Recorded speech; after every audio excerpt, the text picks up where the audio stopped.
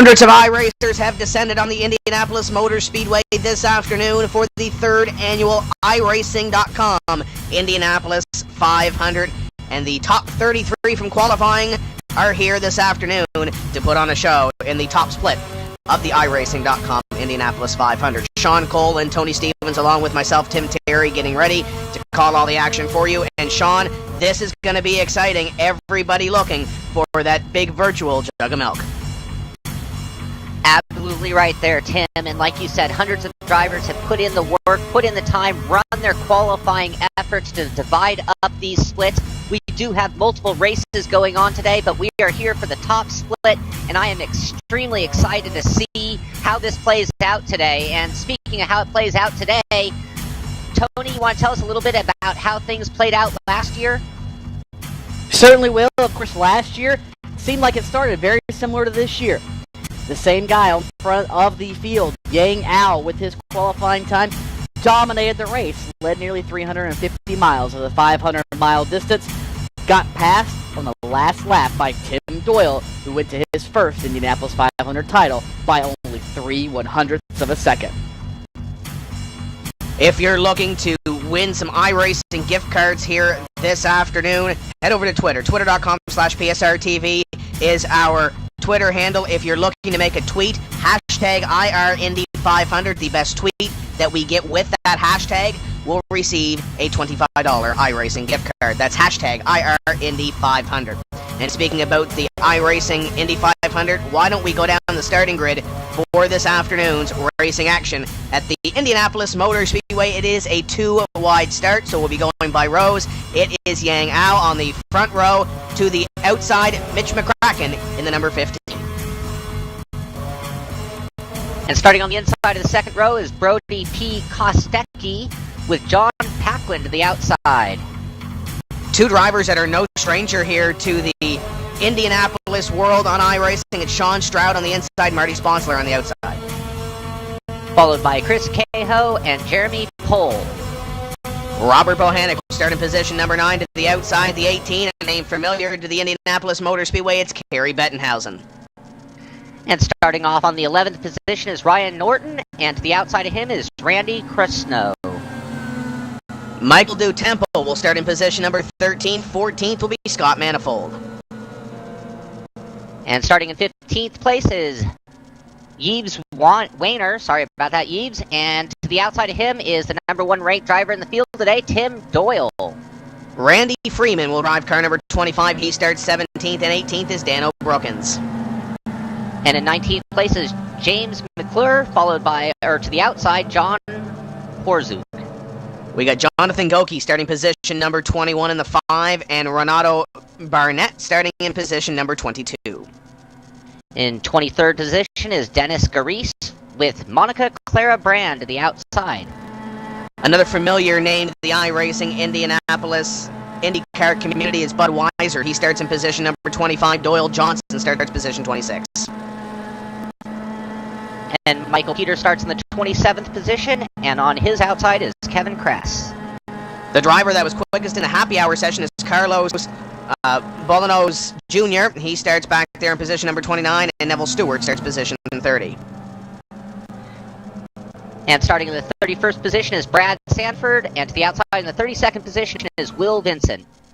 And Dave Judson completes our 33-car field here this afternoon. Field is working through the final couple of corners of this racetrack under pacing condition. The first racing Ford Mustang pace car is getting ready to head to the safety of the infield.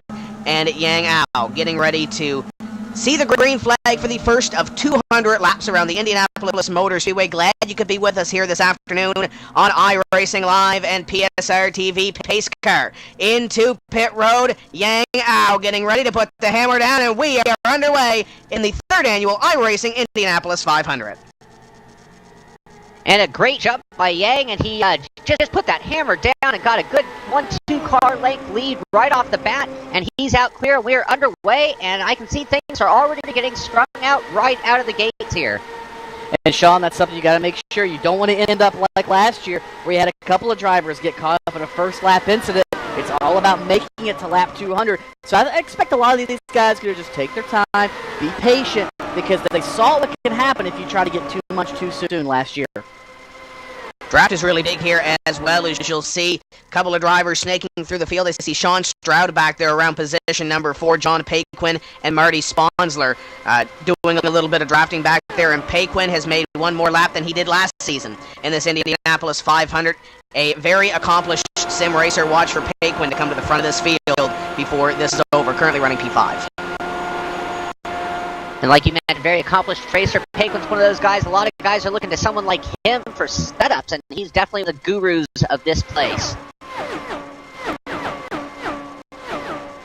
And it's always important to make sure you know what you've got under your car. And, of course, John, one of those guys that can do that. The only problem when you run into some of these setups, guys, is you put the driver in there. And I'm talking like an engineer, even though I'm not one here. But the driver is the one variable with those setups that you cannot control, because he's the guy that gets in there and puts those most important inputs into that car. The wheel, the pedals, and, of course, if he so chooses, he can get in there and play with weight jackers and sway bar settings and whatever else that can take a great setup and with a couple of turns, turn to junk.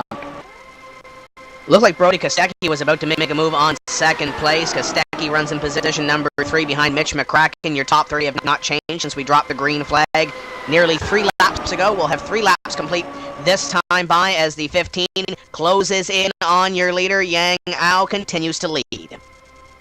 Closes in is right. He is right on the gearbox of Yang Ao, but I'm really impressed with the way this field has sort of gotten underway. Everybody's allowed their tires to come to temperature, and you can see things are kind of already playing out, and you can already see who's looking strong and who's kind of letting a little gap build up between them and the driver ahead of them. And this is where you start playing chess already this early, guys. You start playing with Yang Ao. You say, okay, what has my car got at this point of the race? Can I suck up to him? Can I get around him and maybe at some point try to pass him? But I don't want to let him know I'm faster, so you just kind of lag back. You suck up to the gearbox, you lag back, you try to try different lines, you try different things just to build that knowledge bank. So when you get to lap 190, you know what you've got to work with. And you look at the leader right now, Yang Ao. He has won so many championships on iRacing in these Indy cars. He's won big races, but this is the race that has eluded him so far. There are so many drivers. We talk about John Paquin, who has tried to win this race before as well. Tim Doyle won it last year.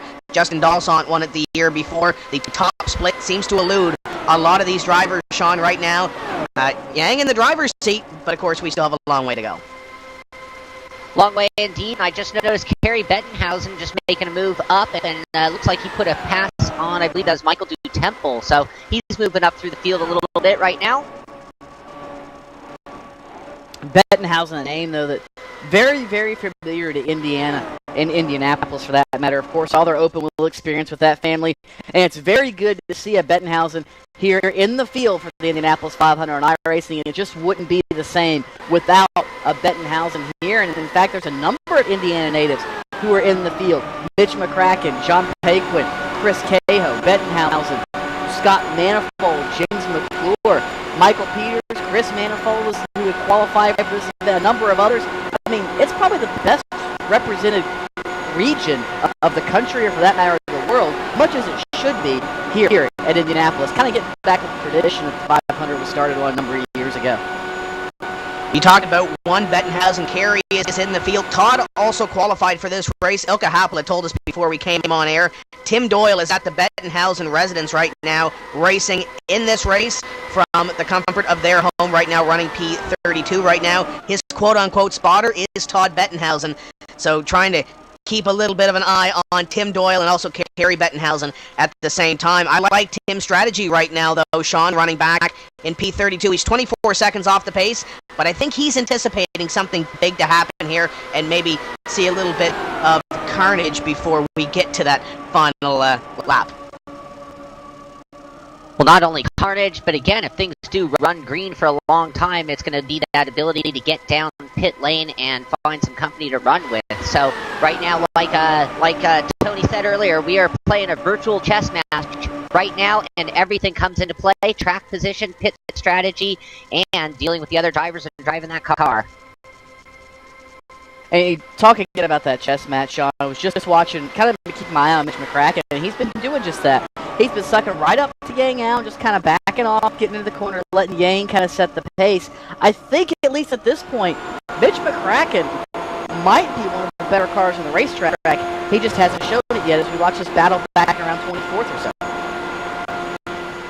Yeah, these guys are getting exciting back here around those positions. Some of those drivers trying to make positions up and get to the front of the field and try to start picking off some spots here on lap number 9 of 200. I see Doyle Johnson back here going side by side with another driver as they try to, guys that maybe didn't get the starting position that they wanted to through the open qualifying, trying to get a little bit closer to the front. And here we are, we're driving along with John Paquin, and you can see just how close this top 5 is. It is nose to tail all the way through 5th place, and even 6th place is just a couple tenths back of that, well within the draft of these cars. You can see the different lines, and you can definitely see what you were talking about earlier about Mitch is sort of using Yang Ao right now as a draft and probably taking it easy on his tires. But Sean, the other half of that equation is how much is Yang Ao toiling with everybody else. The Scandinavian might be sitting there playing his own chess match saying, I've got these guys right where I want them. They think they have something for me. Now, mind you, we still have multiple pit stops to go.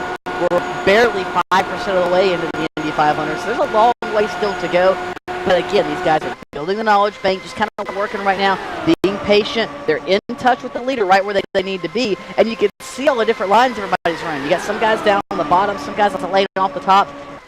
Believe it or not, iRacing's done a fantastic job modeling a lot of the air turbulence, best they possibly can, of course, that happens with these cars. So you, a lot of times, have to get out of line and take a different line to make your car work around the speedway.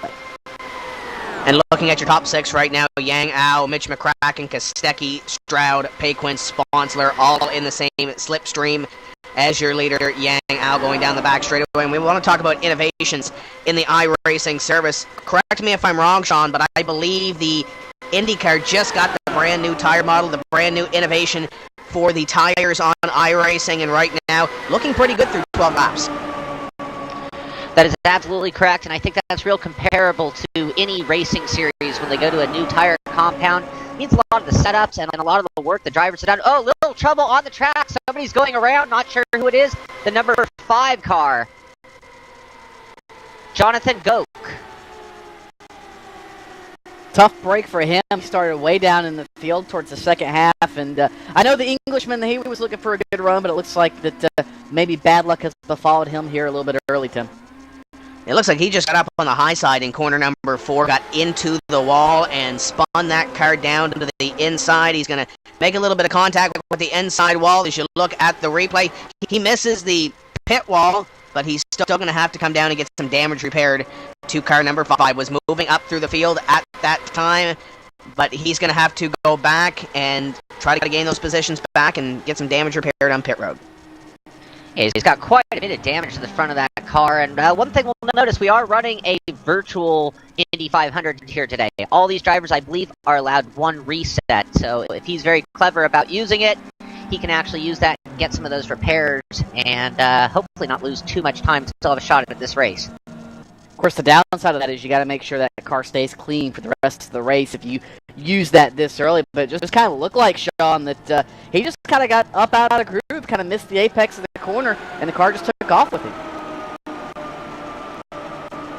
Yeah, it's very easy to do here. I mean, things are happening so fast. The car does handle the track very well, but at these speeds, one little mistake and you touch the wall, and that can be enough to send you around, just like it happened there for him.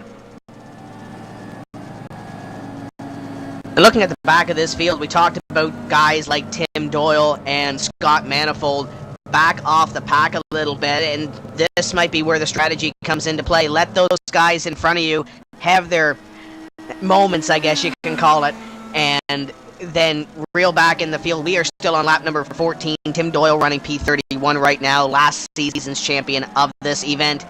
And I think he'll be strong by the end of this one. Field is coming by pit road. We'll see if they do decide to come down pit road and get some fuel. Yeah, it looks like everybody's making a move for pit lane, and I was going to say Tim Doyle from the rear certainly has nothing to lose by doing it, going on to a different pit cycle, but it looks like everybody is coming down pit lane right now for some fuel and tires. And probably a good time, too. We have a nice 14-lap run, and so that gives them an opportunity to get things freshened up and kind of hope we get a nice, good green flag run like we started things off with. And one car staying out of note, Monica Clara Brand, at least for the time being, staying on the speedway while everybody else comes down and takes 4 brand new Firestone iRacing tires and full tank, or at least a top off on the tank of fuel. And Tim, this kind of throws not a big wrench, but a little bit of a wrench into pit strategy. A lot of these guys have their race planned out, and this might kind of put it to where, I mean, we still have a long way to go, mind you, but, you know, it might throw a wrench in some of their strategies. Maybe Monica's staying with hers for the day. That might very well be a different strategy, trying to win this race very early in it. Top 5 did not change, with the exception of 4th and 5th. John Paquin goes to 4th. Sean Stroud will move back to position number 5. Top 3, status quo, with Yang Ao, Mitch McCracken, and Brody Kostecki coming off pit road first. And as Tony mentioned, her leader is Monica Clara Brand. She is looking to become, as far as we know, Sean, the first woman driver to win the iRacing.com Indianapolis 500, and she put up a fight there last year, was looking like for a little while, led some laps, and could have very well won that race last year, so this could very well be the year for Monica to come home with the virtual jug of milk. Well, she's certainly playing an interesting strategy there, moving up a whole lot of positions by not going in like that. And, you know, there aren't a whole lot of laps on that car, but if we do get a long green flag run, that's going to put her in a little bit of trouble. But it does allow her to stay out of some of that mid-pack trouble, and like we saw in the previous session there, the previous laps, the front group kind of broke away a little bit, and so that gives her an opportunity to stick with that group if her tire is going to hang in there. And for that matter, she was actually kind of cutting up through the field a little bit. She was driving up towards the front. Maybe think she has a little bit of something, Sean, but here's the other thing you've got to look at as well. This might be something that she's got in her notebook. The past 2 years we've had this race, there have been an average of 9 caution flags. 9 last year and 9 the year before. So that averages out to 9. So assuming we stay with that same trend, 8 to 10 caution flags, if they come at a regular interval, she could expect another one by about lap 35, maybe lap 40. So it might be around the very outer edge of her fuel window, but it's a gamble I think at this point she's willing to take to try to get that track position to stay up front, ahead or at least with these guys who have been the fastest ones in the speedway all day. And some of the biggest opportunity for caution flags to happen are on these restarts. Should something happen behind Monica, she'll still be the leader, could possibly be the leader, of course, with the Yang Ao machine on the outside of her. Very, very strong here at the Indianapolis Motor Speedway. Monica Clara Brand is your leader. Yang Ao in second. Mitch McCracken, Brody Kostecki, and John Paquin are your top 5 as we work down the back straightaway. Lights are out atop the First Racing Ford Mustang pace car, so next time by, we will be going green.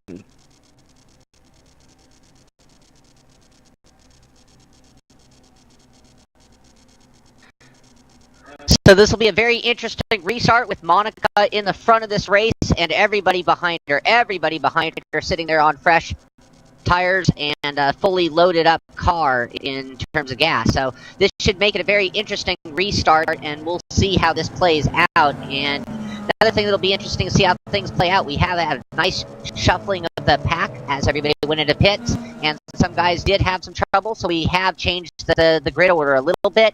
And we are just about to get things back underway.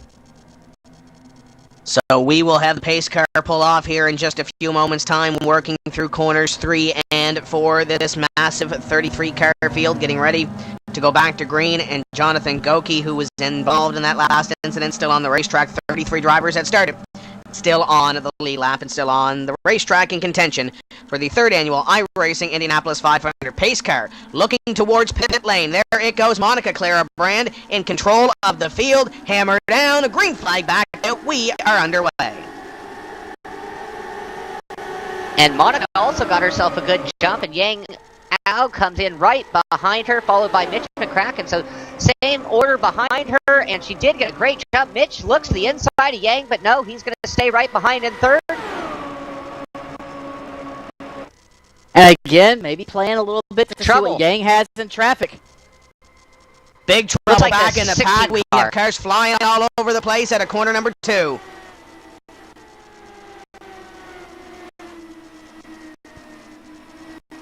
That was a big wreck, and it looks like from about the 10th spot back, and there are quite a few cars involved in that wreck.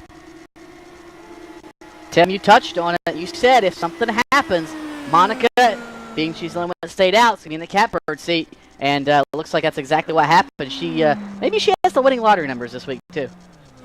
Yeah, she might very well. Robert Bohanec and Dano Brookins involved in the initial contact to bring out this caution flag. It looked like they had it saved in the 19 car, nowhere to go, and a heavy contact into the wall for the number 19 car, as he will more than likely have to head down to pit road, and if they do have that tow, he's definitely going to have to use it.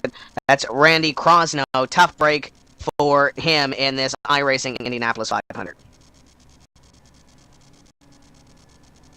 The good news for the rest of the field back there, guys, is that the wreck kind of just swept off turn 2. If it happened in the apex of turn 2, we might have seen a lot more cars involved, but it happened right at the exit. One of those cars was already coming down, and it just kind of swept the wreck down to the inside of the racetrack. So what could have been a 10-car wreck or so, much like the Indy Lights wreck you saw yesterday in the Freedom 100, it only ended up being a 2-car incident, very thankfully, I'm sure, for everybody back further in the field, Sean. Yeah, I guess that played out about as lucky as things can happen here as far as a wreck at these kind of speeds, but like you said, it couldn't have happened at a better point on the track to allow the other drivers to avoid that wreck. But unfortunate there for those guys, because it looks like quite a bit of damage to those kind of cars, and like we did mention earlier, everybody does get one reset, so that could leave them. Monica seems to be going down pit lane, by the way, just picked up on that. So it looks like she'll top off 4 tires and fuel. Tim, maybe that was part of her plan, get up there and see what she's got, and maybe now this can form her strategy for the rest of the race. I mean, it was only a half a lap, but she was at least able to not get blown by on the initial start of the race, or the restart. And she got a little bit of TV time on iRacing Live as well, so I'm sure we'll see Monica before the race is over. But that's the one thing that I touched on the top of the show, differing pit strategies. Monica comes down pit road, most of the field stays out on the racetrack. She's going to be back there more than likely outside the top 20, maybe top 25. She's going to have to work her way through traffic. Keep in mind that last wreck happened just outside the top 10, so if something happens and Monica's around it, that pit strategy could be looked back on as something less desirable. But I guess we'll take a look at that in a couple of laps.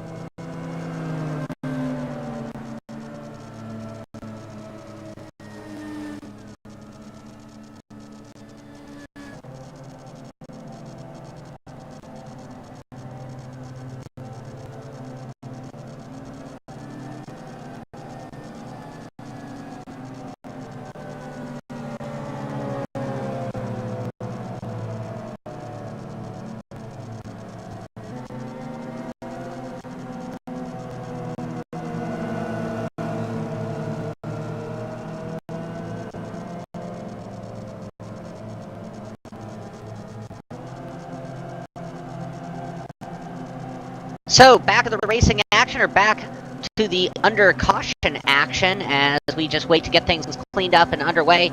We are working on a couple little technical difficulties on our audio, but it looks like we have a pretty good connection here and everything should play out. But we are under caution, so we're not missing a whole lot right now.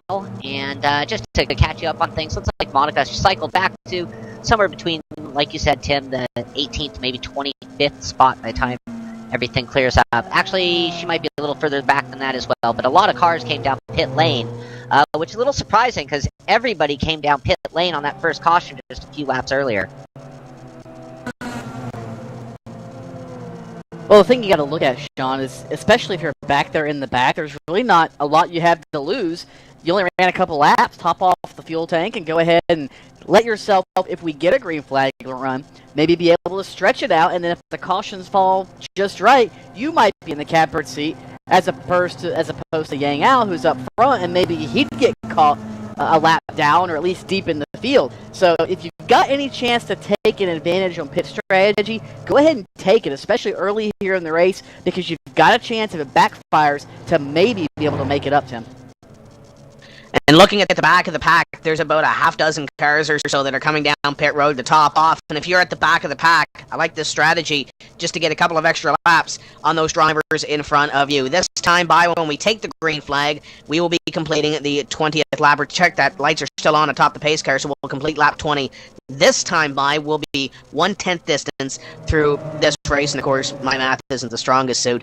But nevertheless, 20 laps complete, and Yang Ao continues to lead. Mitch McCracken, Brody Kostecki, Sean Stroud, and John Paquin complete your top 5. And it looks like Ryan Norton in the number 4 starting to make his way closer to the front of the field. The 4 car is now shown in position number 6.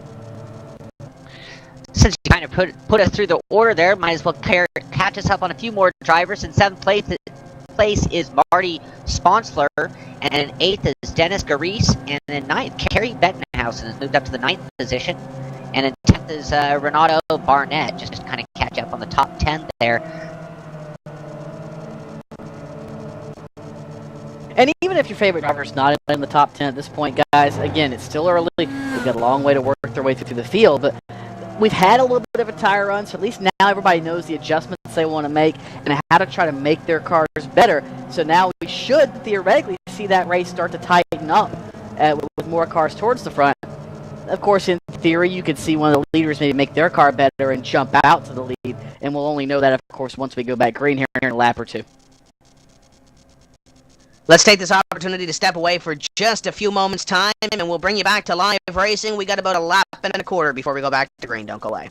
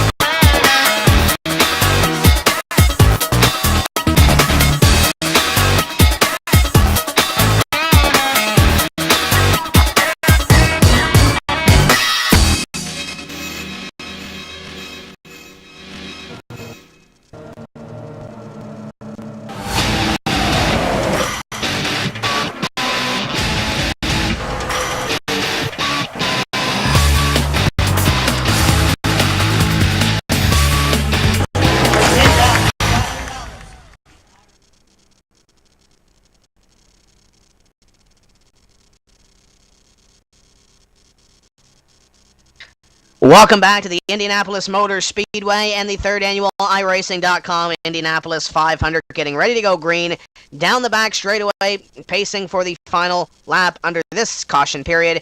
Yang Ao, Mitch McCracken, Brody Kostecki, Sean Stroud, and John Paquin, top 5.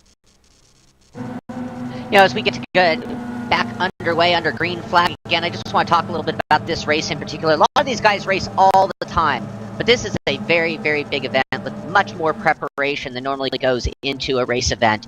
And it kind of makes it really feel like one of those Indy500 type events that, you know, you got everything on the line for one race, one big day. And I'm sure these drivers are kind of getting a little of their nerves under check there with these caution flags. And I'm looking forward to some great racing coming up here for the rest of the day. Pace car is in. Yang Ao getting ready to put the hammer down again. Here we go. Green flag. Great start for the 3 car as Mitch McCracken will get to 2nd. It's side by side for 3rd. Stroud on the outside. Another good jump by Yang Ao. Sweeps to the outside. Picks up Mitch McCracken right there in 2nd place. And it looks like Brody might have fallen back and Sean Stroud moved up a position there into 3rd.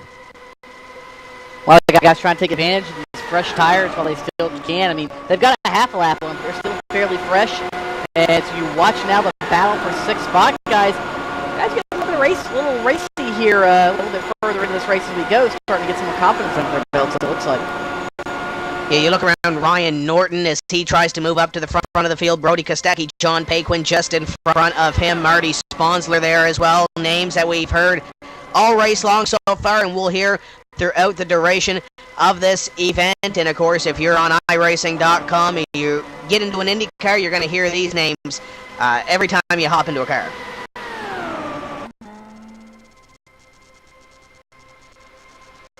And I see one car made their way under pit lane there. I'm not sure why, but up front things remain the same. And, I'm looking at the way Mitch is driving, and he is looking very, very strong. And so is Sean Stroud. He moved around 2 positions right there into that 3rd spot.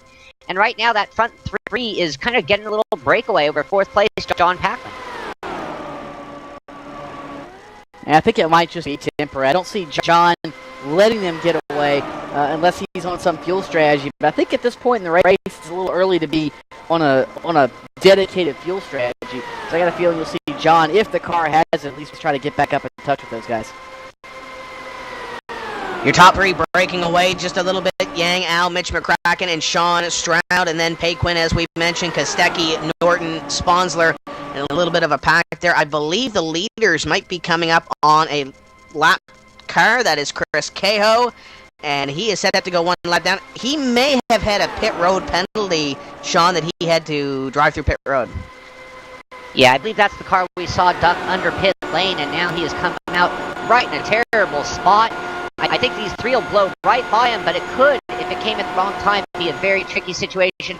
And then you're going to have a whole bunch of cars coming behind him. Not sure what kind of pace he's going to be able to keep as the last lap car out there, or once he goes a lap down.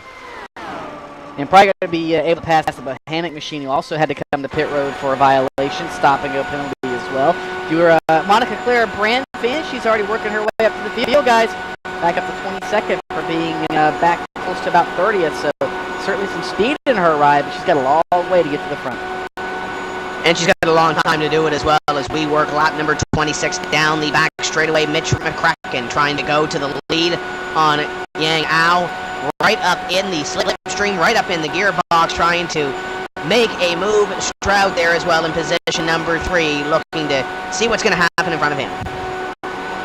And I believe we're riding along with Brody Kostecki, and you can see he's right behind John Packman. One thing that's interesting, when you get into these speeds and running these cars, it's a very, very tough view when you're right behind somebody. So that could explain some of the gap there that John Packman's allowed to build up just ahead of him. It could just make it easier for him to get that car into the corner. The other thing is, right on the draft of another car, it's going to affect your front downforce and your turn-in. So this could be a strategy just to let the car kind of drive the track better as well. Yeah, absolutely, Sean. It's all about tire conservation at this point. Not that, this place is extremely abrasive on tires or anything. However, you don't want to abuse it if you don't need to, because that way you make sure that you've got everything left at the end of the run you need. And like you said, just a little bit is all it takes to make sure the car is balanced at the end of the run and not pushing 20 to 25, 30 laps as you get into the run.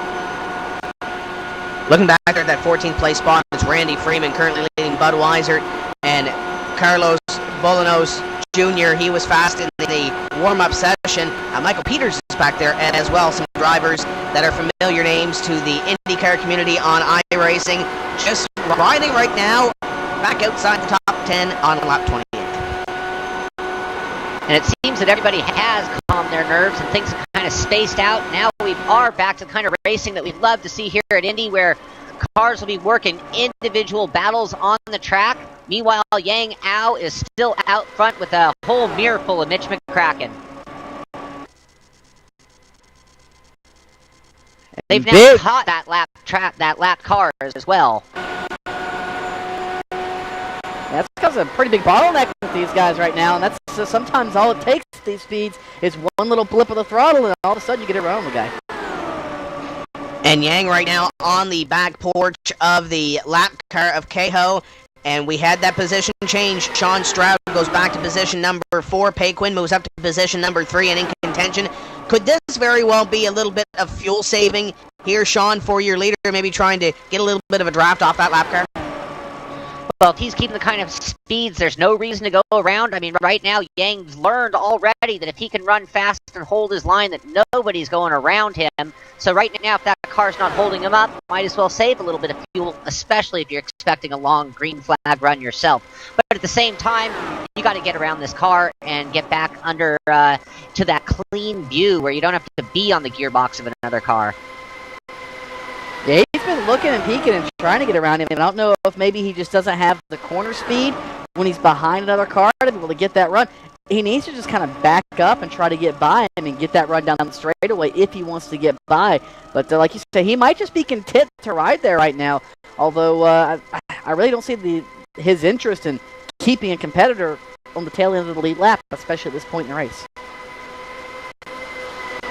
Well, it's kind of bottled things up in that top group as well. So as Yang sits there on the gearbox, 1, 2, 3, 4, 5 cars are pulling up right behind him. And this actually is going to probably get a little tense at some point as the guys behind maybe get a little less patient. And you look back there as well, you have guys like Ryan Norton, Marty Sponsler, and Dennis Gariz closing in on your top 5 and that lap driver in front of your leader. So, and I agree with what you said, Tony. With that lap car in front of the leader, that's one extra driver. Chris Cahill could very well be up here at the end of the race if Yang doesn't put him one lap down. Yeah, all it takes is a caution flag right now, and we've seen it come out to where circumstances allow that car to end up front at the end of the race. It's happened before. But even on top of that, the rest of the field is starting to catch up now. So it would appear, at least visibly, that Cahill is holding the leaders up. And I'm still for the life of me trying to figure out why they're tucked in, unless, like you said, Tim, maybe it's a fuel strategy move at this point. But again, it's so early in the race, and with the caution history of this event, I really don't know why you'd worry about that at this point. We look at lap number 33 right now on the racetrack with John Paquin running in position number 3 behind your top 2, Mitch McCracken and Yang Ao. And Tony hit the nail on the head, Sean, with, oh, here comes John Paquin to the inside now of Mitch McCracken looking for second. He might look for the lead here. Paquin to the inside of Yang. Ooh, he's going to go for the lead. He's not going to get it in corner number 1. He's going to try it. Yang Ao slams the door on John Paquin, but what a run by Paquin to try to get to the lead here. And this is exactly the kind of thing I was starting to fear with them running behind Chris Cahill like this. It is really bottling up the entire front. We're now up to about 8 cars bottled up behind that car, fighting to be on the lead lap, and John Paquin is starting to lose his patience, and that's going to put Yang in a little position where he's going to have to start defending that position real tough each corner, and that's not how you want to run this race.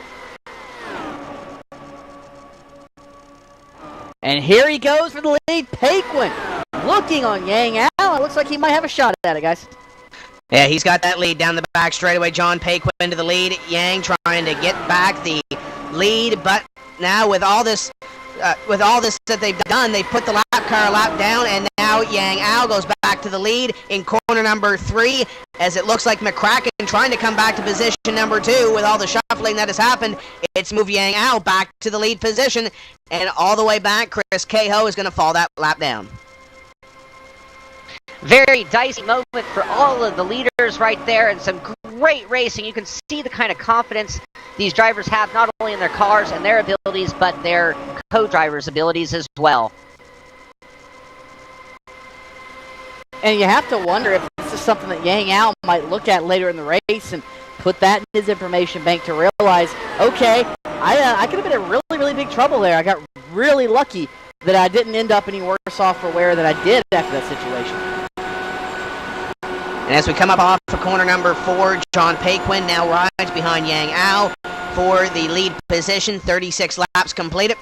Now, if you're in John Paquin's car, Sean, do you try to make a move again on Yang, or do you just ride trying to save a little bit of fuel here?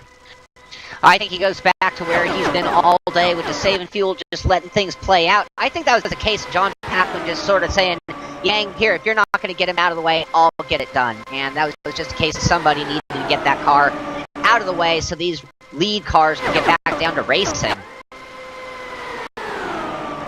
Yeah, absolutely. If you have a little onboard, or not onboard, but our spotlight on Tim Doyle as you look at him and follow his progress back from where he was earlier in the race to the tail of the field. But yeah, it's like you were saying, Sean, and here goes Paquin again. He's trying to get by Al, Tim. And he's got the position. Paquin back up to the top of the leaderboard. Mitch McCracken now all over the back of Yang Al for the second place position. Sean Stroud and now Brody Kostecki in position number 5, looking to make something happen. Stroud looked like he poked the nose underneath McCracken down the back. Great move there by Paquin. Very, very strong move. Went right by and he held that position, so there was no repass on the next corner. And you can see the top 5 are starting to really look inside and outside of each other. And I think people are starting to make their moves. Yeah, it sets up with the race now. Again, I think these guys have got some confidence and they're willing to play around. And even if you're Yang Al, it's not the end of the world. You need to know what that car is going to do in traffic. And maybe that lap car of Chris Cahill maybe gave him an indication that, this car is not great in traffic. If I get back there, and maybe John Paquin saw that as well, and of course has taken advantage of it. Excuse me. As you saw a pass back there around P7, Ryan Norton, Marty Sponsler exchanging that position. And the Yang Al driver that I know, Sean, is one of those drivers that wants to lead every lap. He wants to go out and win the race. There's really no patience to Yang Al, or at least the races that I've seen him in. And he said it before. He's won championships before where he's lost a couple of races. He said, I felt like I could win all the races in that championship series. So Yang is one of those drivers that really is not content to run second. I'm sure if he finds a mistake on Paquin, he'll be taking back that lead. We have a caution somewhere on the track, and I was just going to mention Mitch McCracken actually touched the wall. He is somebody who's maybe not content running in third position and is pushing it very, very hard.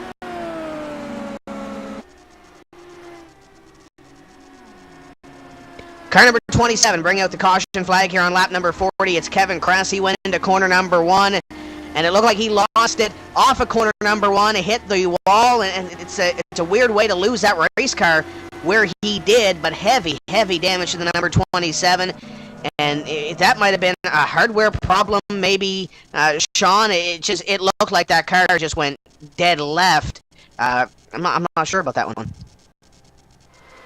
Oh, I think you called it. It looks like he had a little computer issue. He said his screen froze in the middle of turn 1, which that's about as bad as things. That's the equivalent to just losing a tire, right front tire in the middle of turn 1, I think. Yeah, pretty much is. And for somebody that may be not familiar with iRacing and kind of curious about some of these things we might be talking about, just like any form of racing, there, of course, are other technical terms and screen freezes and warps and other things like that you might hear us say. And a lot of times it's very similar to the motor having a hiccup or the ignition having a hiccup, or, like you said, a tire going down, Sean. Very, very similar, at least as far as the outcome goes. You're driving into the corner at 220 miles an hour, and all of a sudden, you can hear what's happening, but you can't see it, and you're literally driving blind, hoping that it'll unfreeze or something will happen. And unfortunately for Kevin Kress, it didn't happen that way, and it looks like effectively that car is pretty much spent, Tim. As the drivers come on to pit road to get some fuel in their race cars to head back out to the speedway, lap number 41 being completed on the board right here for John Paquin, Yang Al, Mitch McCracken, Sean Stroud, and Brody Kostecki, your top 5. As the drivers come down to the attention of their crews here, they'll get service on their race cars. So, since we're under caution and just kind of talking about how the race is playing out, one thing I'm just going to notice from right before we went under caution here, it seems like that group in the top 5 had kind of lost their patience, and that there was no more just kind of running in a row. It seemed that every corner, all of them were looking inside to make a pass, and I think strategy is sort of out the window when you see them racing like that. They are racing in the moment. And the other thing I want to observe is Yang Al lost this race on the last lap last year, and I wonder if, as he's out there when he was in the lead position, if he's ever thinking to himself, I don't really want to be leading this going into the last lap, but we're a little early for that thought. But still, it's something he's got to play with, Sean. He's got to have that in the back of his mind and start trying to maybe test those things out like we've been talking about. And I don't think it's so much a loss of patience with the top 5 or 6 as much as it is a gaining of confidence. The confidence to know, okay, I'm into the race, everybody's starting to kind of get their heads about them. I know what my car has. Let me see how much more it has. Let me see who I can pass. And I've got the confidence as a driver to put that car where it needs to be, to try to get everything out of it. And I think that's what you're seeing more so than a loss of patience, because nobody's really done anything bonsai or kamikaze yet to where it would demonstrate a lack of patience, but they're certainly making moves and making gestures with their cars that would indicate to me at least that they're a lot more confident in what they could do or may need to do. And looking at this field as it came off of pit road, Yang going to have a little bit more work to do because he lost a couple of spots on pit road. John Paquin, Mitch McCracken, Sean Stroud, and then Yang Au and Brody Kostecki are your top 5 off pit road. And I believe we may have had a couple of drivers that did stay out on the racetrack in an attempt to get the wave around to come back on the lead lap. Brad Sanford is currently tail end of the lead lap as he is out in front of the field. Chris Cahill as well. After following that lap down through all the excitement that we had under green, it looks like those 2 drivers are going to get the wave around, so when we have the 1 to go lap, they will be able to pass the First Racing Ford Mustang pace car and get back on the tail end of the lead lap. But like you said, we have had a total mix-up, and it looks like if things stay the way they are right now, Yang Ao is going to be starting from the, it looks like as far back as the 6th position. We'll have to see how this plays out in scoring. I'm sorry, I'll probably put him in 4th position. Sorry about that. Not super far back, but again, he's going to be in traffic. And at least the little bit we've seen so far, his car does not like being the following car. It likes clean air, and it likes being out front by itself, so that might be something Yang needs to worry about. And the good news for him is that, Tim, he's going to get a chance to see that now and adjust for that. And kind of like we talked about earlier, the average of 9 cautions is about 1 every 20 laps. I know we're only a 5th of the way through the race, just past the 100-mile mark, but at this point, we're kind of having that same pattern. About every 20 laps or so, averaging out, because they have about the same amount of cautions, it looks like, as we have in years past. So some of these guys might be apt to skip a fuel strategy, or skip a stop, in the name of fuel strategy, to try to get some track position and maybe be there for the next stop and stay up front. The great thing about these drivers that are out on this racetrack right now is, we've touched on it before, with iRacing you can host your own races. A lot of these drivers and a lot of these leagues within the iRacing service, they have their own Indianapolis 500s. And I know guys like John Paquin have been out and running fantastic Indianapolis races, and they've done the pit strategy, they've done the fuel strategy before, so they have a half idea as to what to expect here, and they have an idea of what to expect out of some of their competitors. But you have guys on this racetrack that maybe have not raced a 500-mile race before against each other, so you don't know what they're going to do. That's the excitement about this iRacing Indianapolis 500 and where you qualify. You got some guys that you know like the back of your hand. You've got other guys that you have no idea what they're going to do when it comes to pit road and what they're going to do when it comes to the track. And that might even come down to the strategy, the guys that you like working with out on the track. So this is the kind of race where working with somebody can be a big advantage if you have a drafting partner or somebody that you aren't necessarily going to be making a move on, and they know that if they run their line, you're just going to stay right in their draft. Yeah, absolutely, and it kind of helps you have somebody to pace off of as well, just to make sure, if you know what your car can do, that you're not overextending it, so that you know what you'll have at the end of the run and how much you have left to use if you need to. So certainly a lot of different strategies, a lot of different mindsets playing out right now. Again, just past the 100-mile mark, guys, and it seems like this is what I love about Indy. Everything happens early in the race, and there's little things that don't seem that big, but come lap 160, 180, those little things at the beginning of the race turn out to be something absolutely huge.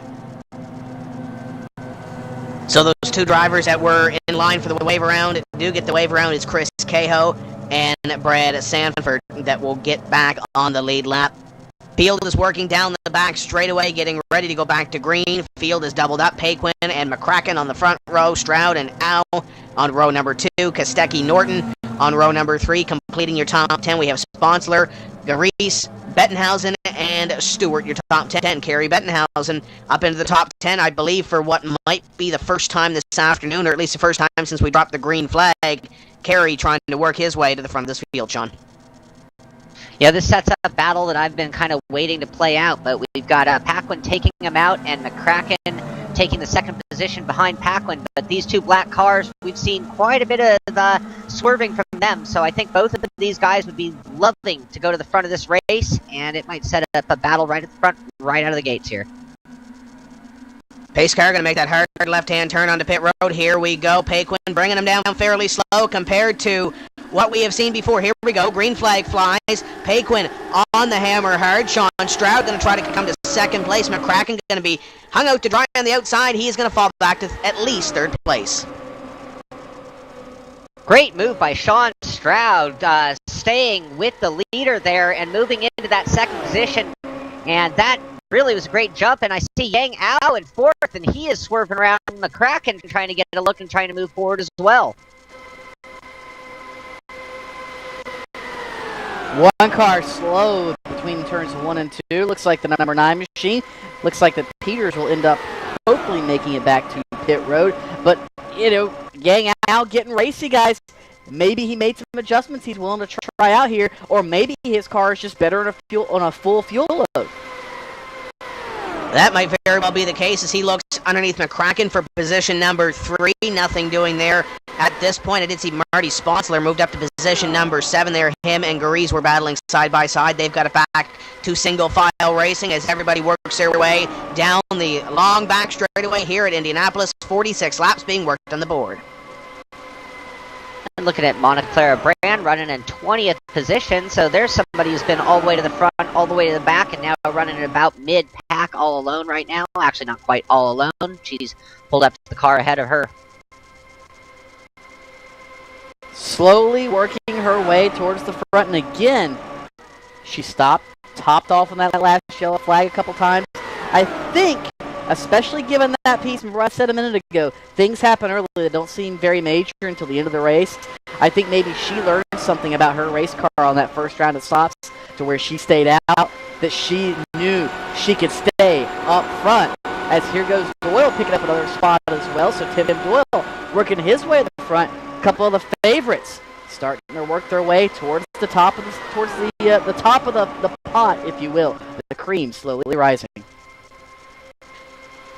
As John Paquin has company, Sean Stroud underneath your leader for the lead position. Mitch McCracken in third. Stroud trying to take away the lead from Paquin, working through corner number 2. And Stroud on the inside line, going to lose some momentum. McCracken giving a little bit of draft to Paquin. On the outside line, and McCracken trying to come back to second.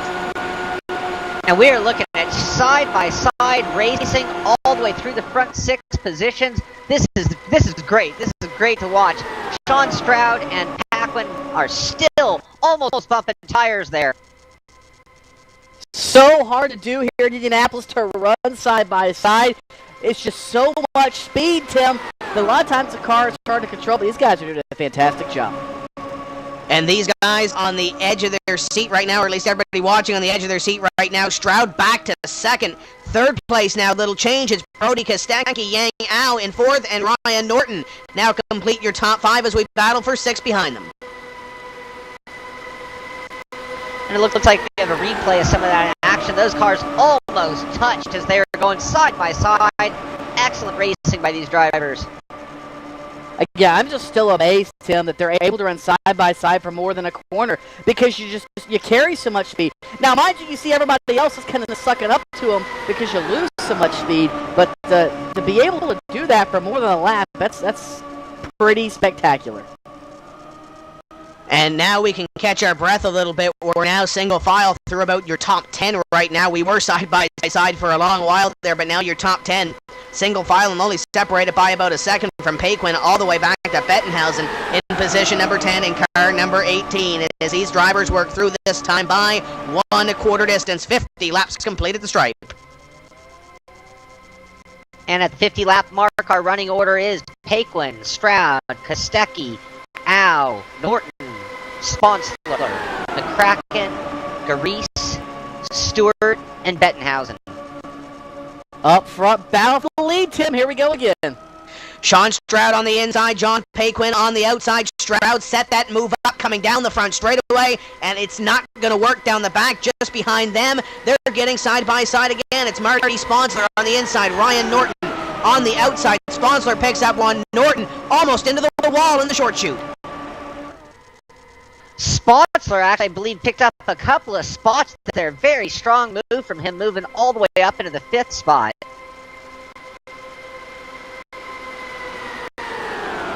So certainly good move for him, and I think now you're seeing a lot more guys, as we've talked about, tuning their cars, knowing what they need to get that race trim fine-tuned exactly where they want it, to where they can work in traffic, slingshot by other cars, and maybe stay out front of the group, depending on how circumstances lay themselves out come later in the race.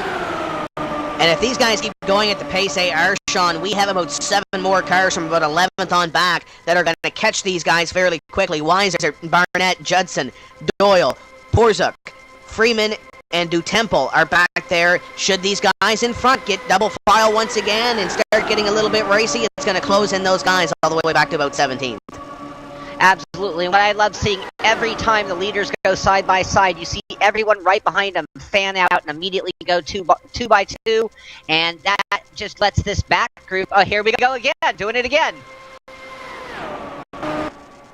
Paquin under fire once again, Tim. Sean Stroud to the inside, and it looks like he might have the position here if he can hold it off corner number 4. Great run for Paquin off corner number 4. Oh, big wreck behind them. 22 and 32, it looked like that was 5th and 6th spot. Real bad wreck there for those two guys. No changes in our top 5. Big moment here on front straightaway. And wow, that's just, it's the danger you run into, Tim, when you have guys running this close at such a high speed. One little miscue, and unfortunately, we just saw the aftermath. And as you see on the replay, after that contact, the hole closed up mighty quickly on the front straightaway, and we had guys that were back almost outside the top 20 get involved in this wreck with just nowhere to go on the front straightaway. So the caution flag comes out again here on lap number 53. Really not a whole lot those guys could do. It's just, you bounce off that wall. It's so narrow here at Indianapolis as it is. You put 2 cars sideways. It's just, it's so difficult, especially after you already expect the wreck to be swept out of the way, guys. You come off turn 4 and you just open up, and all you see is smoking cars at 220 miles an hour. I don't care how good your brakes are. You're not going to get stopped for it in time. No, there's no stopping in time for something like that. You know, it was just a matter of time before something big like that happened. We saw everyone in the top 10 was just going side by side. People are really running strong right now, trying to move their way forward, and that includes the leaders still fighting it out, because Sean Stroud really wanted to be leading this race, it looked like. And big mess. We're going to have to see how many cars are heavily hurt in this, and how many guys still are in contention. I mean, and again, a lot of big names were caught up in that. Certainly could be a race changer, Tim. Very well could be. Your leader is John Paquin. He comes on to pit road. He leads Sean Stroud, Brody Kostecki, Yang Au, Marty Sponsler, Mitch McCracken, your top 6. Norton, Bettenhausen, Weiser, and Barnett, your top 10. And here comes Paquin into his box. And he overshoots. Ooh, costly mistake. I mean, we're talking these cars are so close, it's going to really affect him getting out. Yang moves up in the pits. Very great pit stop by Yang Au. Pit strategy imperative, so not only does he have a fast car, but he's got a fast pit crew as well. Of course, a lot of times the limiting factor on these stops, guys, is fuel. And again, that run was less than 20 laps, so I mean, mind you, just topping off the tank will take less time, but maybe Yang decided to run a little bit lighter for fuel load on this run. That might be the strategy to look for here as we complete the first quarter of this race. We work lap number 55 of a 200. Paquin was your leader. Sponsler, Kostecki, Yang Au.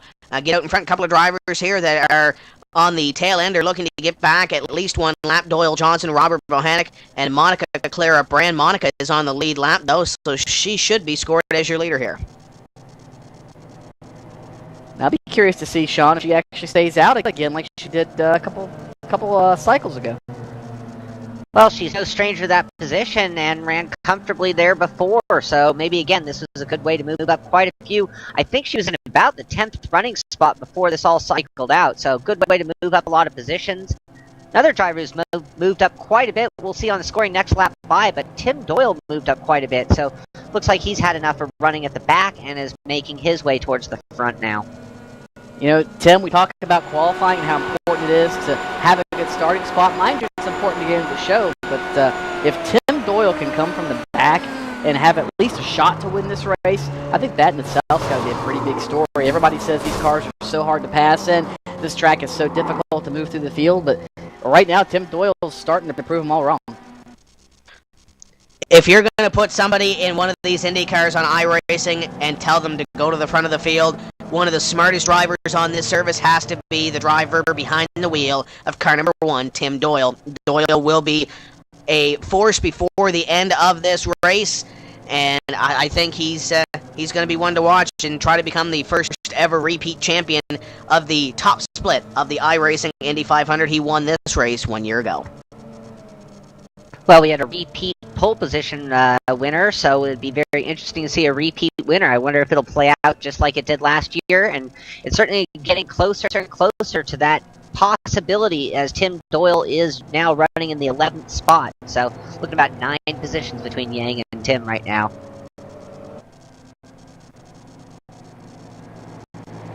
Let's take this opportunity to step away for just a few moments' time and bring you back to some more live racing here from the Indianapolis Motor Speedway. We have a lap and a half before we go back to green. So grab a drink, grab a snack. It's going to be a good show. Don't go away.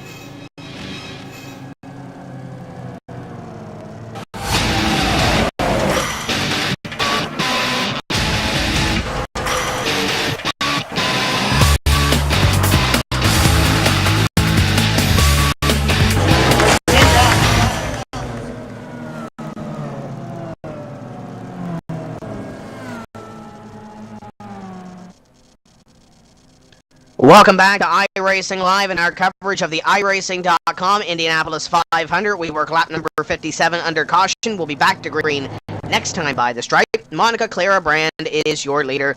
Yang Ao in second place. Brody Kostecki, Marty Sponsler, John Paquin, your top 5 as we get ready to go back to green in about a half lap time.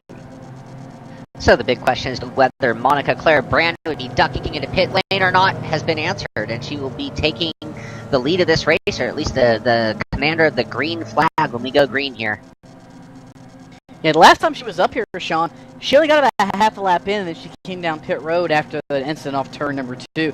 I'll be curious if she could stay out front for more than, say, a lap or 2 here after we do go back green. I think maybe she'll be able to. Yeah, I think she was looking pretty strong. She's been running real strong all day long, and we have a completely different running order starting out behind her. And it is Yang, Al, Brody Kostecki, Marty Sponsler, John Paquin, Stroud, McCracken, Norton, Bud Weisert in the top 10 now, and Kerry Bettenhausen. Your top 10 pace cars set to leave the racetrack right here. Monica Clara Brand, Yang, Al, your front row. See how the pace is set by Monica. John Paquin on the last start brought them down fairly slow.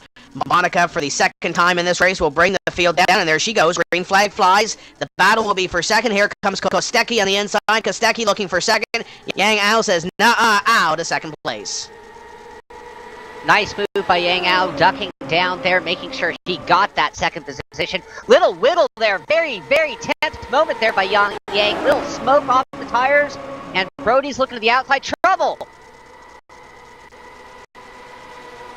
John Paquin hard into the wall, and it's reminiscent of last year after the first lap wreck. Paquin, that car is toast. Oh, what a shame for Paquin. You can see things just got a little bottled up after Yang made that little mistake hitting the apron, and Paquin hit the wall so hard that car was just spinning. The good news for him, though, he'll have that reset, but last year that's not a luxury he had. So there's still a possibility that he could end up front again, guys, but it's certainly going to be a lot taller hill to climb. And looking back here at this wreck, I'm not sure. It might be as much of a racing deal as anything. It looked like McCracken got into the corner a little hot. Paquin, I don't know if he didn't know he was there or not, but it might have been just a little bit of both. Paquin paying the price, though, as he goes into the wall, and that car that he had it's done. If he gets the tow, he's going to have to... he'll have that other opportunity to get a new car, but, man, Paquin, hard hit. Yeah, very unsettling. Lucky thing, though, like you said, he's got that reset, and we have seen cars moving all the way from the rear to the front. We're only 59 laps in, so there is still plenty of racing to be done and plenty of time to move forward. But again, that's sort of your lucky get-out-of-jail-free card, that reset. Using it in the first half of the races just means you don't have another one. Yeah, of course, the good news is if you're John Paquin, it means you don't end up finishing... earlier than maybe you'd want to, kind of like last year. And look at that crash again, guys. It's kind of a racing deal, but Tim, if anybody watched the Firestone Indy Lights Freedom 100 yesterday on the NBC Sports Network, it was very similar to the incident-off turn 2 that they had, where a couple guys just kind of got together. And I mean, a little different because it was almost past the apex of the corner, but it was a similar type scenario to where Paquin was coming down, thought he had enough room, and just looks like he didn't. Monica Clara Brand coming on to pit road to get service on her race car, so she will fall back to the latter half of the field, but the attrition is starting to come up on this one, guys. Right now, we have 21 drivers scored on the lead lap right now. We have a bunch of drivers that are still in this race, multiple laps behind the pace. It looks like we actually might only have 3 drivers on the racetrack that are 1 lap down. And then we have a bunch of guys that are either in the paddock area with damage or their Indianapolis 500 is done, and John Paquin is one of those. He has officially retired from this race. It's a shame. It looks like there'll be no repairs to that car. They pulled it behind pit wall and are going to call it a day. So one of your potential race winners is definitely out of this race. Yeah, certainly a tough break for him. I wonder if that's as much frustration, or maybe he got some sort of damage earlier, guys, we weren't aware of. And a lot of times you come down pit road, it will automatically fix that and consider that your reset. And maybe that's something that bit John Paquin. Either way, he is done and out of the Indianapolis 500. The good news, he made it farther than last year. The bad news, he's out at the 150-mile mark. So we look at the field, and it looks like those favorites that we had at the start of the race are starting to dwindle. We mentioned John Paquin, that last wreck that we had, took out guys like Garizzi and Stewart, and they're currently in the paddock area with damage. They're likely not going to win this race, multiple laps behind the pace. So now who do we look at?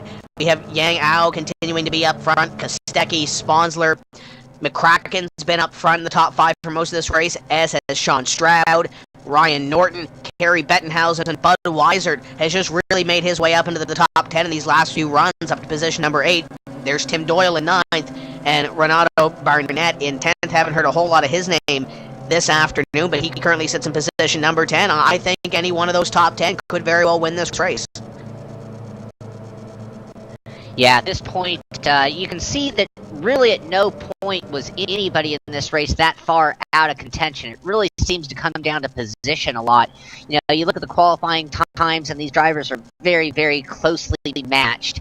And sometimes being stuck way back in traffic can be, you find yourself getting into trouble, and moving your way forward is sometimes the best way to run this race. Yeah, that it is. The thing I'm sitting here thinking about, though, too, Sean and Tim, is that we've yet to really see anybody have a chance to demonstrate how important track position is, and if a superior setup will overcome it. Because every time we've had somebody stay out, of Monica Clara, Brand, or some of these other guys who were up front a couple cautions ago, we've only run 1 or 2 laps, and then the caution comes back out again. We've yet to see a longer, more established run to see if those older tires and that lighter fuel load can stay up front. And that's something I think that a lot of these drivers want to see as well, because they need to know that for later in the race. I just don't know if they're willing to be the guinea pig, and the later in the race we go, the more risky that gamble is. But you know what they say, it's like going to Vegas. You can't win big unless you throw a big gamble at it. And that might be something worth doing here as we approach halfway. Speaking about throwing a big gamble at it, looks like a couple of those drivers in the back of the pack decided that they would come down pit road on those differing strategies. And you look at some of those guys back there that came down pit road. Scott Manifold was one of them. And Manifold's a name that we really haven't said a whole lot this afternoon. He qualified in position number 14. I believe he may have started from pit road, or he may have started at the back of the pack, because he was back there with Tim Doyle at one point around P33. And now he's up to position number 18, just came down, topped off with fuel. Scott Manifold's one of those drivers that when you get into a race on the iRacing service in the IndyCar, he's one of those big names that you always hear, along with your Tim Doyle, your Yang Au, your Marty Sponsler, and all those other guys. So Scott Manifold, I believe he might be holding back a little bit on what he has for this race. I know as we're under caution here, we're watching a few cars come down pit lane, and I think we saw a little trouble there between Doyle Johnson and Dave Judson as they had some last-minute repairs being made to their cars, and one of those cars actually was quite a bit of a mess. I believe that was Dave Judson's car. It was rear wing is very, very crooked. Yeah, certainly want to make sure you get that repaired. That wing, very, very imperative to the handling of your car. And guys, kind of going back to the notes here, it looks like Kehoe might have been the only car that actually started on pit lane as you look here at the yard of bricks, and that's what all these guys are chasing.